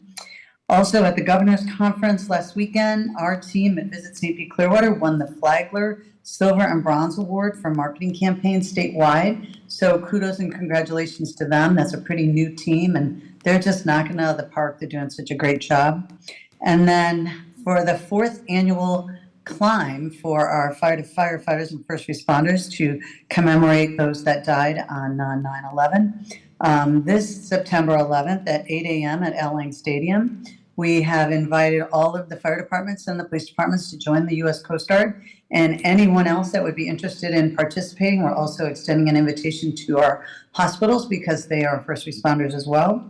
And it is to climb the 110 stories that our brave firefighters climbed in New York City on that day. And it's actually 2,200 steps. And they'll be going up and down the bleachers of the Rowdy Stadium to accomplish that 110 stories and 2,200 steps. So, and I unfortunately won't be able to attend this year. It'll be the first year I've missed it. So I hope one of you would go in my place. That would be wonderful, and cheer them on and join them. Thank you. All right. Thank you, Commissioner Peters. And I will be there for 9/11. Great. I will be sure to let them know to look for you. Okay, because I did challenge Commissioner Latvala to a stair climbing competition. Oh, so. I should go just for that. So. You what? I'm on a one-day streak. This is training plan between now and next Wednesday. Yeah, 6:30. If you can still walk tomorrow, you're not doing it right. Uh-huh. So I expect to see you walking around tomorrow like this. Well, I want to say a big thank you to Pinellas County Animal Service as well as the County Attorney's Office for their tremendous work in rescuing the 120 dogs from the animal cruelty situation that was down in St. Pete. So thank you very much for that. I had an opportunity last week to speak at the Gulf Beaches Rotary Luncheon. I can't remember if I don't think we've had a meeting since our last Tampa Bay Water meeting. Have we, a commission meeting? Have we? Okay. So just probably the biggest highlight from the last Tampa Bay Water meeting is we approved the bond issuance, new bond issue of about $450 million and about roughly $200 million in refinancing of existing debt for future capital projects, including securing future water resources. Let's see, Commissioner Latvala talked about our PSTA meeting last night. Commissioner Eggers and I were stuck in our cars in lightning and torrential rain. We had to make a run for it, but we got in. They actually needed us. Yeah, right, we were stuck in the cars and they needed 2 people for a quorum. So, I had the opportunity to tour Fluff Animal Rescue. I want a big shout out to Kimmy Chandler for all the great work she does there. And she mentioned that, she wanted to set up a dog agility course and needed some really big tires to kind of set that up. So over this past weekend, I went back into the bus yard and loaded up 4 used bus tires and loaded them in a bus and drove them down there and dropped them off so they can create a dog agility course with some tires. So there you go. No, they were my bus. They were my used bus tires. Right.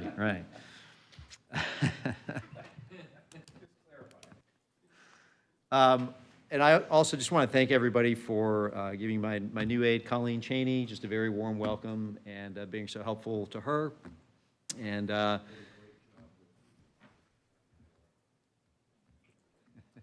yes.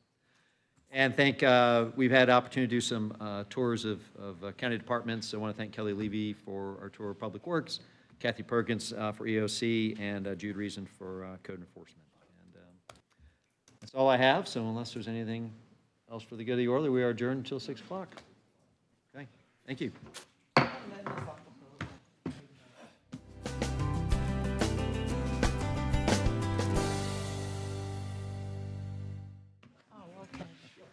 Do you need me sitting here? Yeah. All right, well, just Yeah. give me 2 seconds. I need to ask Jamie.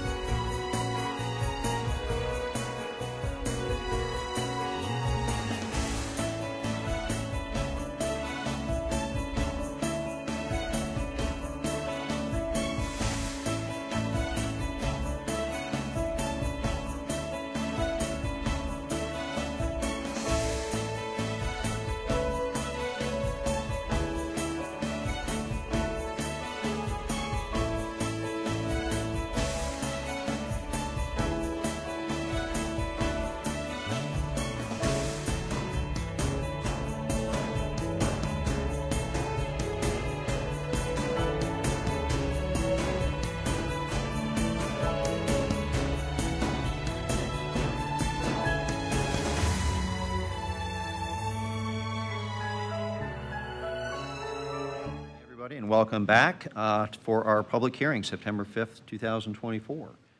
So we'll start with agenda item number 44. Madam Clerk? Agenda item number 44 is a proposed resolution imposing and collecting a non ad valorem special assessment levied solely on property owned or leased by non-public hospitals to fund the hospital-directed payment program. Approval and execution of an agreement to initiate intergovernmental transfers as matched to enhance reimbursement levels for hospitals is also requested. The public hearing was properly advertised and an affidavit of publication has been received for filing. No correspondence has been received by the clerk, and the matter is properly before the board to be heard. Okay, thank you. All right, we do have some public comment on these as well. So why don't we start with that? Ryan Quattlebaum?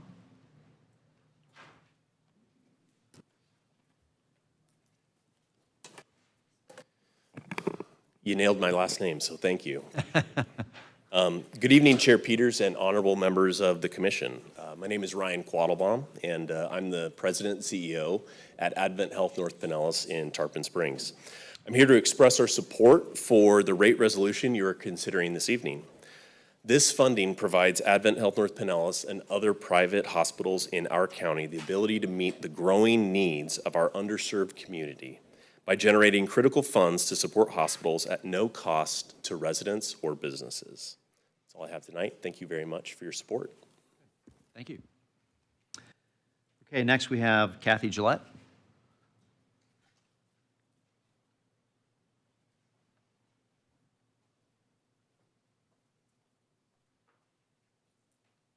Good evening. My name is Catherine Gillette. I serve in the role of Government Affairs and Chief of Staff at All Children's, Johns Hopkins All Children's Hospital. Thank you for hearing from me tonight.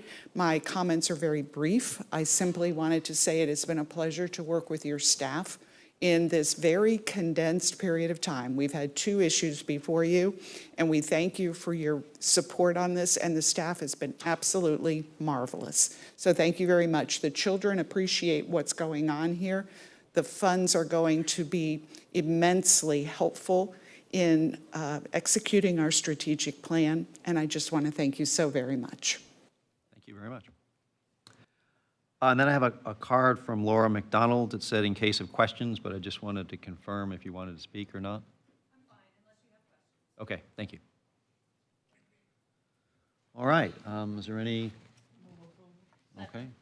Okay, we have a motion from Commissioner Flowers, a second from Commissioner Long. Is there any discussion at all? All right, if the clerk could open the voting. I'm a yes. Thank you, Mr. Chair. Commissioner Peters. Yeah. Okay, We're moving quick tonight, Don. passes. Motion passes. Thank you. Okay, item 46 will be the resolutions for adopting tentative millage rates and budgets for fiscal year 2025, the first public hearing. So I'll take a deep breath and we'll get going. Madam Clerk, read it in the record, and then we'll get going. Okay. Agenda item number 45 is the first public hearing of the proposed resolutions adopting tentative millage rates and budgets for fiscal year 2025.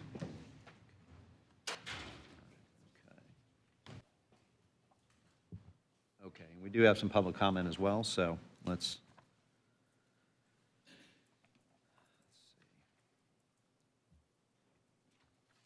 All right, I'll make this statement first, and then we'll go into public comment.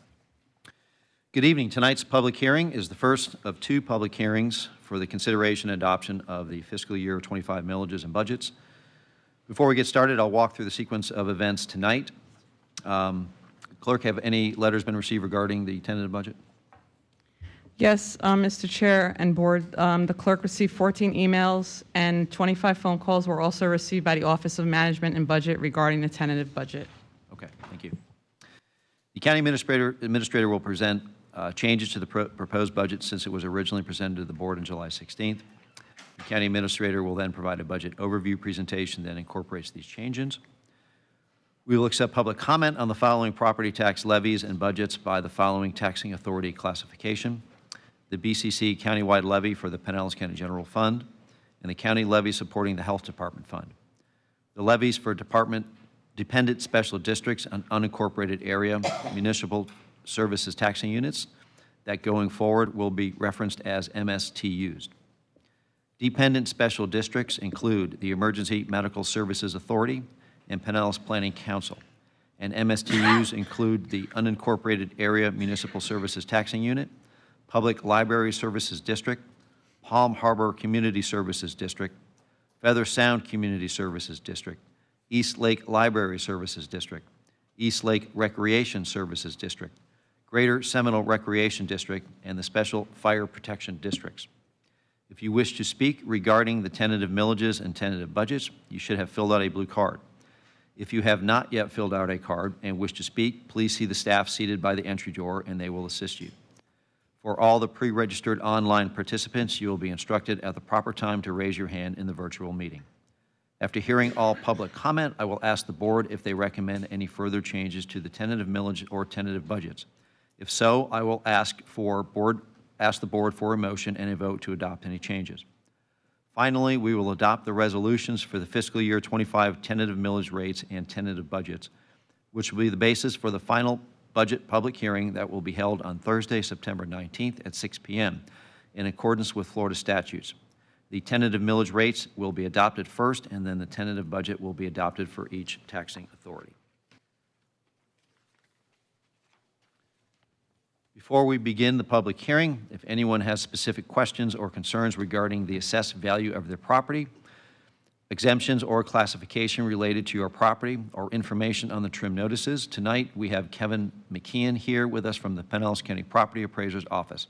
If anyone would like to speak with them, please follow them at this time, and they will answer your questions. For those attending virtually, please contact the Pinellas County Property Appraiser's Office at 727-464-3207, Monday through Friday, 8 a.m. to 5 p.m., or email mike@pcpao.org. Florida statutes also provide that a taxing authority may adopt the tax levies and budgets of all its dependent special taxing districts and MSTUs by a single unanimous vote. However, if a member of the general public requests that the tax levy or budget of a dependent special district or MSTU be separately discussed and separately adopted, we will then discuss and adopt that district's tax levy and budget separately. At this time, does any member of the general public attending the meeting in person request separate discussion or separate adoption of a tax levy or budget of any dependent special district or MSTU?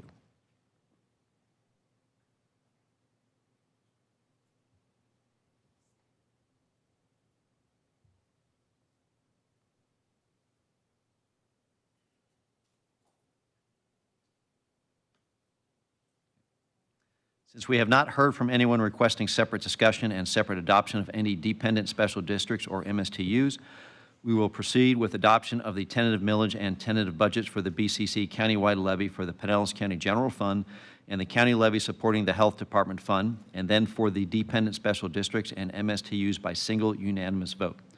We will now open the first official public hearing on the fiscal year 25 tentative millage rates and budget.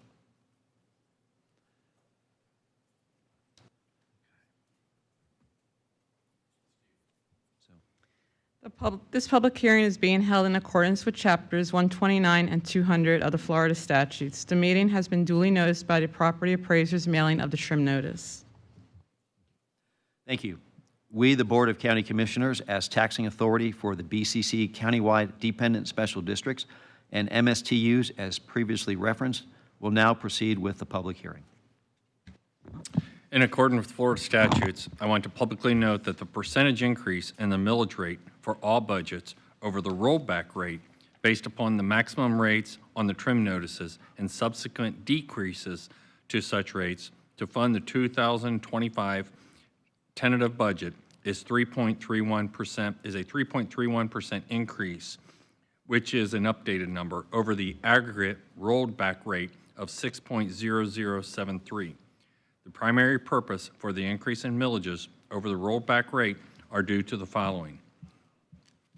In the general fund, including unincorporated area MSTU, and in the Emergency Medical Services Authority, revenue increases over the rollback rate are required to support personnel and operating expenditure levels that are driven by inflationary factors and board priorities. In the Pinellas Planning Council, revenue increases are required for the same purposes as per the request from Fort Pinellas. In the Public Library Services District, MSTU, the Palm Harbor Community Services, MSTU, the Feather Sound Community Services, MSTU, the East Lake Library Services, MSTU, East Lake Recreation Services, MSTU, Greater Seminole Recreation Area, and 6 special fire protection districts. Revenue increases are needed to support increased expenditures by the agency providing services for those districts. In the other 6 special fire protection districts, sufficient revenues will exist with a decreased millage to support personnel and expenditure levels and board priorities. Chairman, before we begin the 2025 budget presentation, the recommended changes to the FY25 proposed budget will be delivered to the board prior to the public hearing. Modifications include both changes discussed at the BCC meetings or work sessions and technical adjustments related to the accounting presentation, updated information, corrections, and minor changes. We will now continue with the FY25 tentative budget overview presentation.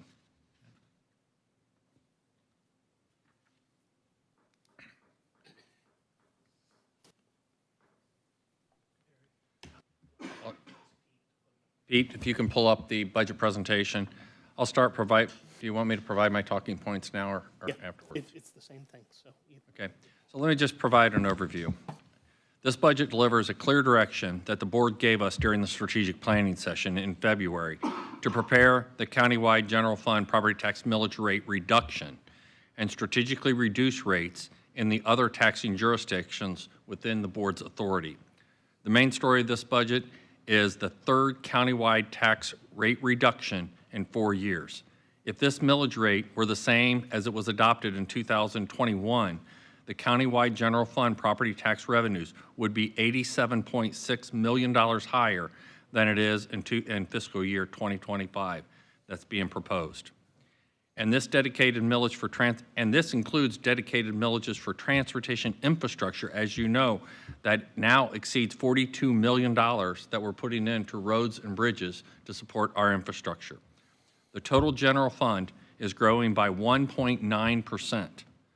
The county administration departments are growing at 0.9 of 1% in the general fund.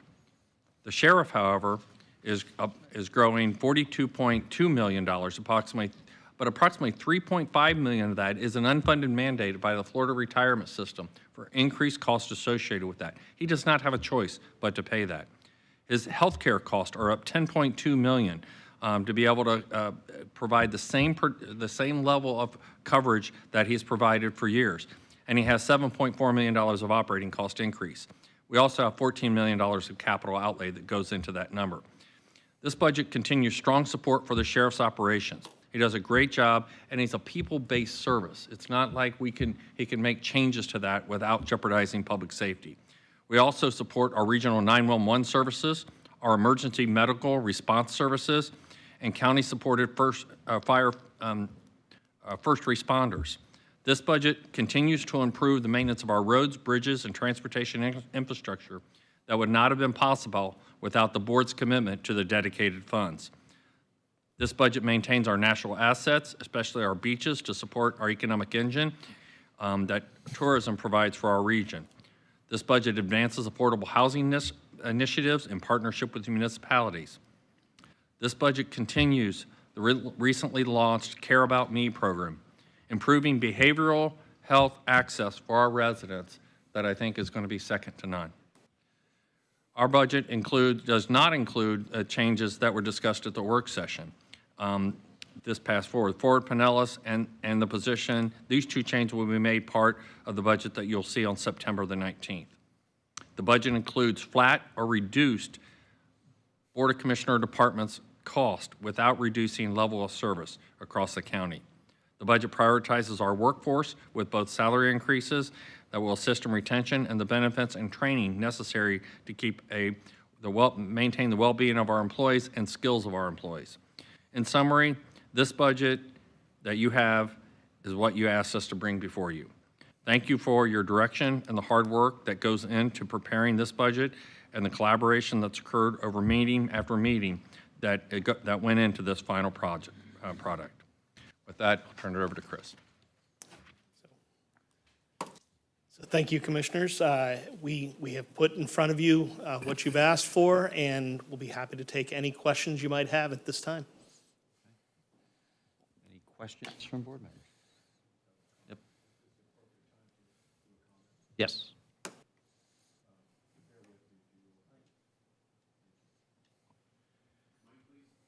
Yeah, it's now on. Chris got me on that one. Thank you. I wanted to commend our leadership team efforts to arrive at the proposed budget. The budget is reflective of a value or overall tax increase of about 6% compared to last year, which was closer to 11% without a rollback. This is property values at 9% and a millage rollback of about 3%, so we're getting that about a 6% increase. Most of the increases are embedded in our salaries, $600 plus a 4.25% increase across the board, including unsworn Sheriff Department employees. A shout out to Barry and the Attorney's Office. As an example, the overall increase for the VOCC departments, as Barry stated, is about 0.5%, including the pay increase. And I couldn't be more proud of their efforts in bringing this home. Our constitutionals have worked hard to minimize the operating budget's net of salary increase as well. And Barry described the Sheriff's Department, the Sheriff Department issues that he faced. I can see improvement and, of course, a great mindset that wants to slow the growth of government while maintaining reasonable service levels. As an example, we have dedicated .4 mills to road infrastructure, $50 million of penny money. With the $40 million, about $90 million going into infrastructure, road improvements, sidewalks, et cetera. And that improvement, you'll start to see in improved road ratings in the years coming pretty quickly. Already, we've seen some improvement. For 2 years, we have made larger than the customary salary increase. When I say customary, it's normally at about 3%, in the hope of being more competitive. I'm not sure how that's working, and we'll see as we need to look at other items that might address retention. And I brought up daycare as an example. We know that the school system has a program with about 150 employees taking advantage of it. And from what I understand, there's room at the end for additional people. And we also know that young people from the first responders want more time off than they do salary increases, the importance there. So potentially things to address what we are trying to accomplish, which is retention. And time will tell whether or not we can develop fiscally sound approaches to that retention issue. I will say once again, the costs of living are hurting our people in our area like other areas in the state and the country. Inflation pressures and national policy mismanagement and an inability to address high costs of insurance so far, and our inability to slow the growth of government all plays into tough times for residents. Those first-time buyers and renters are subject to higher and higher costs. On a different plane, our responsibility is to continue attracting companies with more and higher paying jobs, make sure our economic development department knows what those companies need in skill sets, and communicating with our educational and trade schools. Getting folks better paying jobs through better jobs and better training can help offset some of the high costs of living. I want to commend our DRS department for trying to implement a friendlier, proactive approach to minimizing overall burdensome codes. But as an example, things that we continue to need to work on, I get more and more calls on the costly penalties that provide so-called solutions by using a tree or sidewalk bank.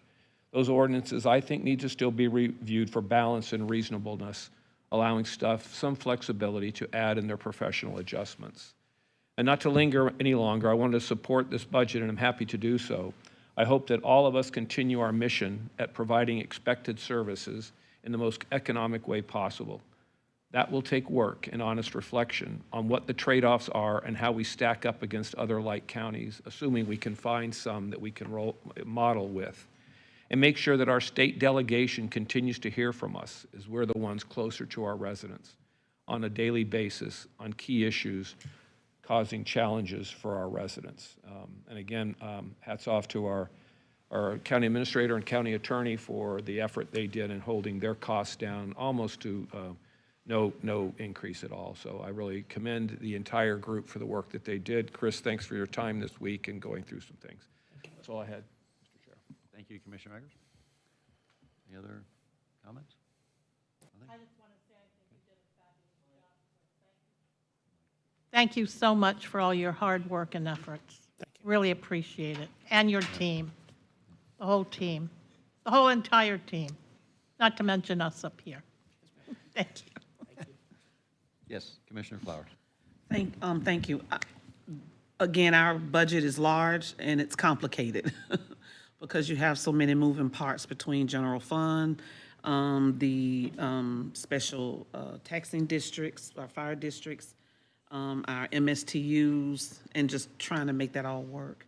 Not to mention what our constitutionals also play into that. So I want to thank you all for the hard work that you've done, and you did hear what the majority of us said when it came to the budget in different departments and concerns. And I want to thank the various departments for your desire to kind of, I guess, trim back or make sure that your department was funded at a level where it could still operate and provide the services to the community, but look at what areas perhaps you could trim a little bit in there. So I do want to thank you for that.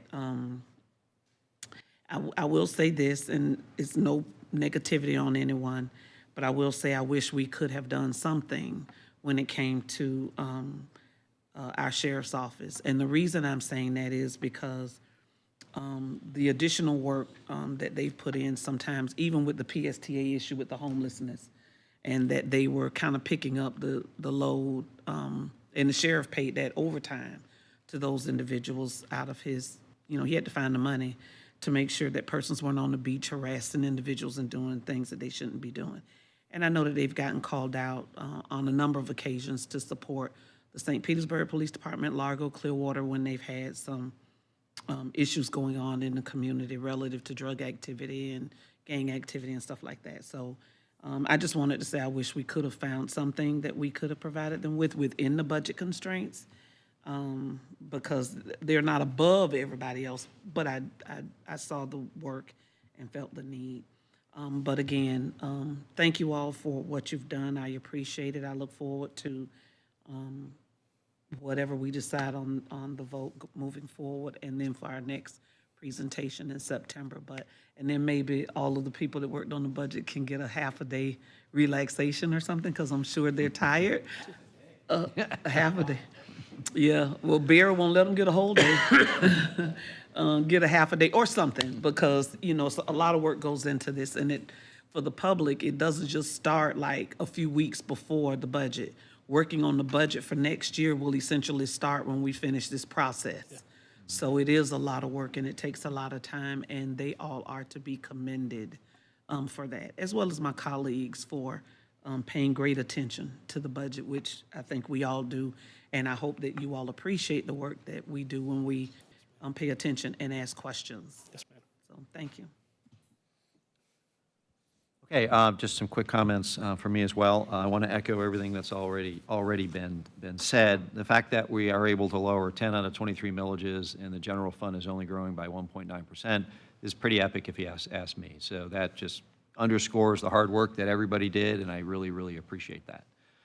One point of clarification, Chris, on the EMS fund, if you could just talk to the reserve levels on that, is required at 25%. This year, it's, I think, 29.2, but if you could just talk through that a little bit. Yes, sir. So the EMS fund is a countywide fund, and the millage is being reduced in the proposal.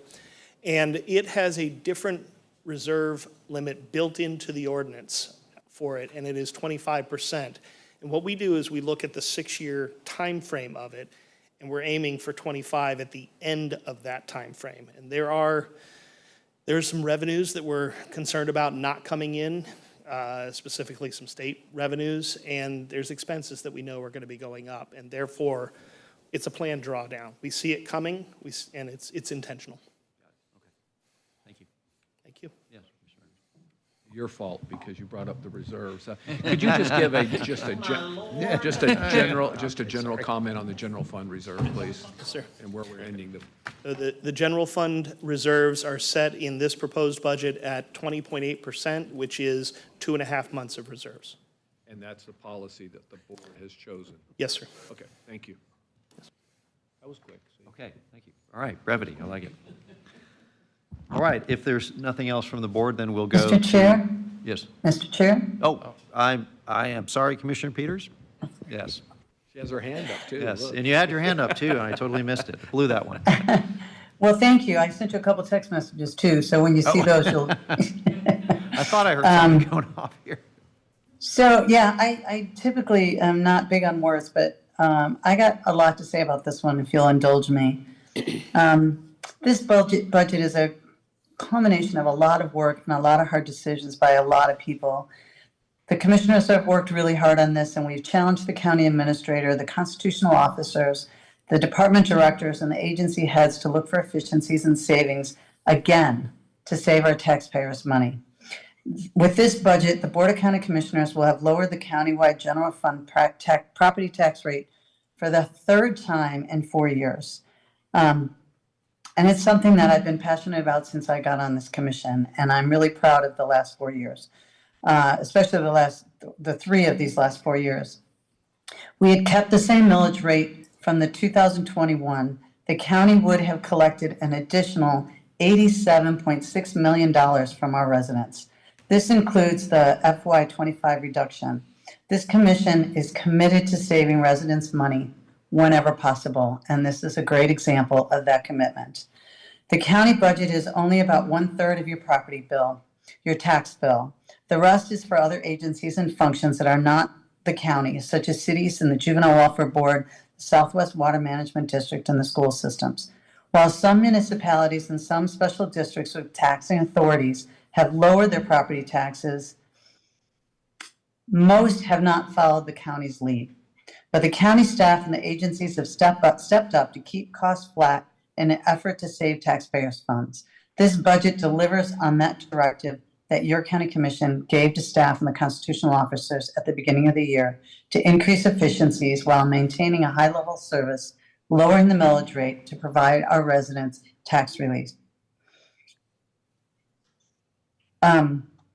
The county budget does not include the school board or the public transportation. I like to repeat that because when I have people contact me, sometimes they don't remember that. I'd like to thank all of the staff who worked tirelessly on this budget. You've been responsive to our requests, and we have deliberated over the past several months on this, and we truly, truly are grateful to your commitment to our residents and the profession that your departments provide. And commissioners, I want to thank you for your thoughtful deliberation on this budget cycle. Many of us would like to see an even smaller, but I believe this budget strikes a balance of maintaining a high level of service while continuing to reduce the property tax rate and provide relief for Pinellas County families and residents. To our bosses, the residents, we appreciate your feedback every day. Many of you have emailed and called us to discuss budget issues in the last couple months, and I thank you for allowing us the opportunity to educate you and listen to you and to serve you. And Vice Chair Scott, thank you for presiding today, and I will throw it back to you. Thank you. Thank you very much, Commissioner Peters. Okay, now we'll move on to public comment, and I have 2 cards. First one is Richard Pettit.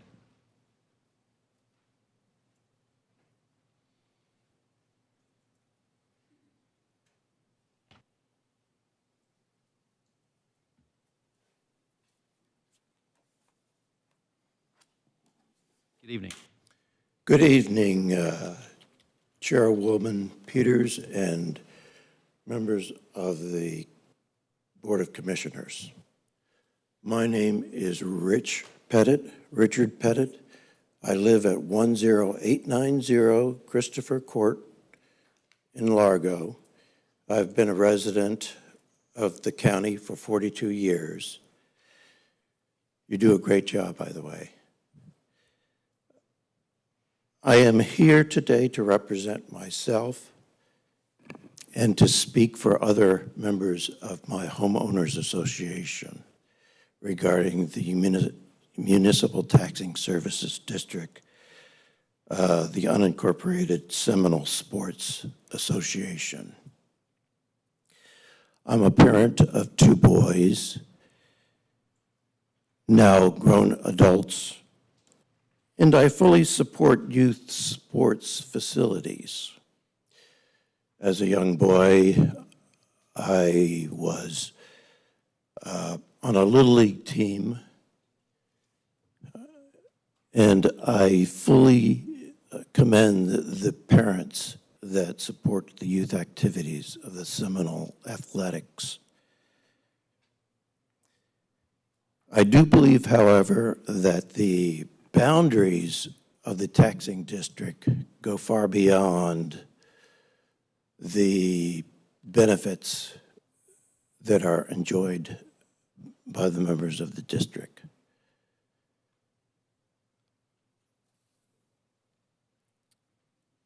I don't identify with the Seminole community, nor do my neighbors. In fact, if I go to try to use the Seminole Recreation Facility, I'm asked to pay a fee. The original operating costs for the proposed district were $400,000. The tax revenue with this millage rate of 0.25 will be $900,000. That's more than double. Something's not right here. So I ask you on my behalf, on behalf of the residents of my homeowners association and all of those that live on the fringes of this taxing district and do not enjoy the benefits of the athletic fields, I ask you to reconsider the millage rate, ask you to reduce it from 0.25 to something more appropriate, something closer to the original proposed budget, which would be a millage rate. Is my time up? Oh, Yes. sorry. Thank you. To 0.25, to 0.125. So. Thank you. Thank you. Next, we have Batch Pemberton. Is Batch Pemberton here? No? Going once, going twice? Okay. Okay, now that we have heard all public comment from citizens, does any member of the board recommend any changes to these tentative millage rates or tentative budgets?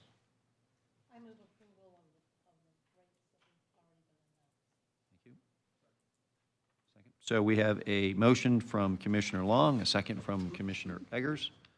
If we can, we need to make sure we take these motions one at a time for, I'm sorry, not one at a time. There's going to be two motions that need to be taken up in order. If we could announce those and put the rates up so that everyone can see them on the public viewing and all that stuff.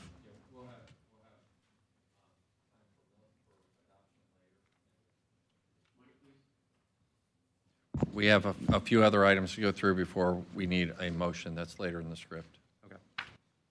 This is a time to see if there's any proposed changes. Okay. Doesn't appear there are any proposed changes. Okay, Mr. Chairman, if you'll flip your page, we can now go to item number 4. I got to find item number 4 here. 3, 4, okay. Now that we have received all public comment, the board must now consider the resolutions to set the tentative millage rates and tentative budgets. As requested, we will adopt the tentative millage rates and tentative budgets separately. These resolutions adopt the tentative millage rates and tentative budgets. The resolutions for adopting the final millage rates and budgets are scheduled for the next public hearing on Thursday, September 19th, 2024 at 6 p.m.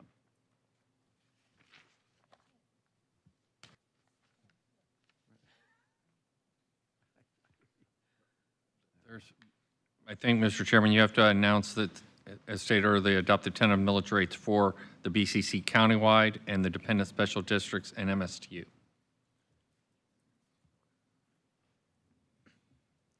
For anybody watching, there's very prescriptive ways in which a budget needs to be adopted per state statute.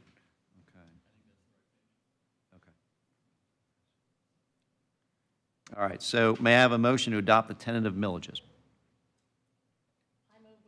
Hang on a Wait a minute. second.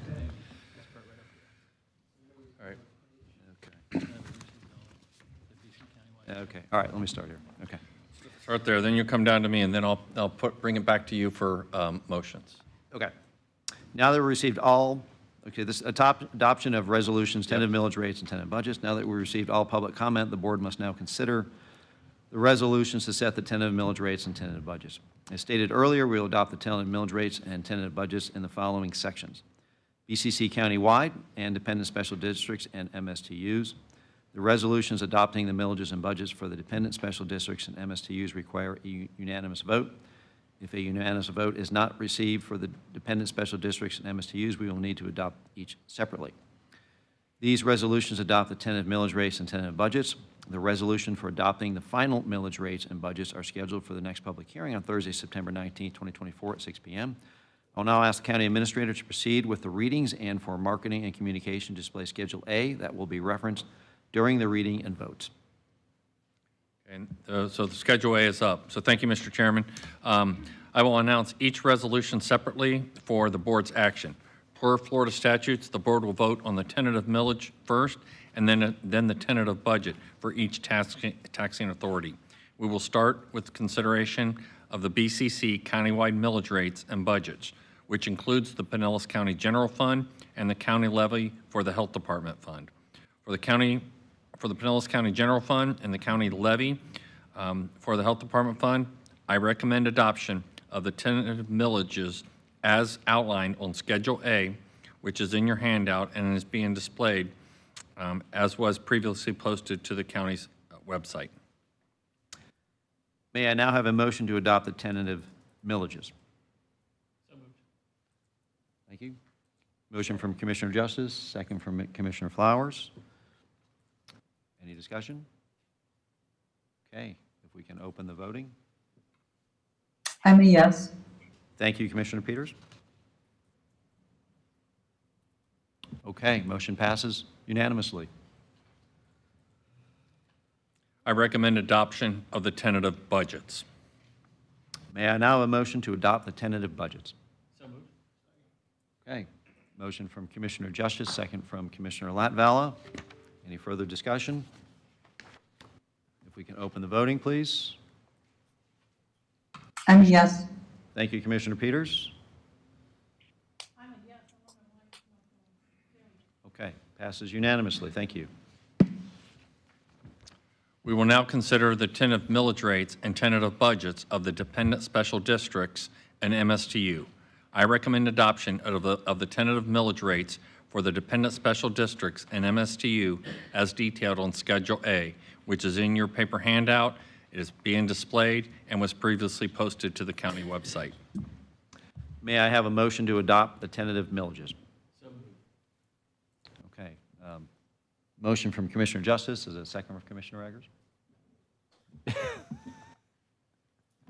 All right. Any further discussion? If we can open the voting. And I'm a yes. Thank you, Commissioner Peters.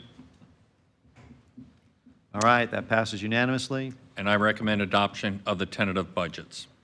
May I now have a motion to adopt the tentative budgets? So moved. Okay, thank you, Commissioner Justice, and second from, I think, Commissioner Latvala. Okay. Any further discussion? Let's open the voting. I'm a yes. Thank you, Commissioner Peters.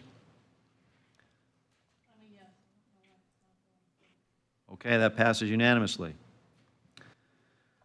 Okay, with that, unless the board members have any further comments, the first public hearing for the fiscal year 25 budget is closed.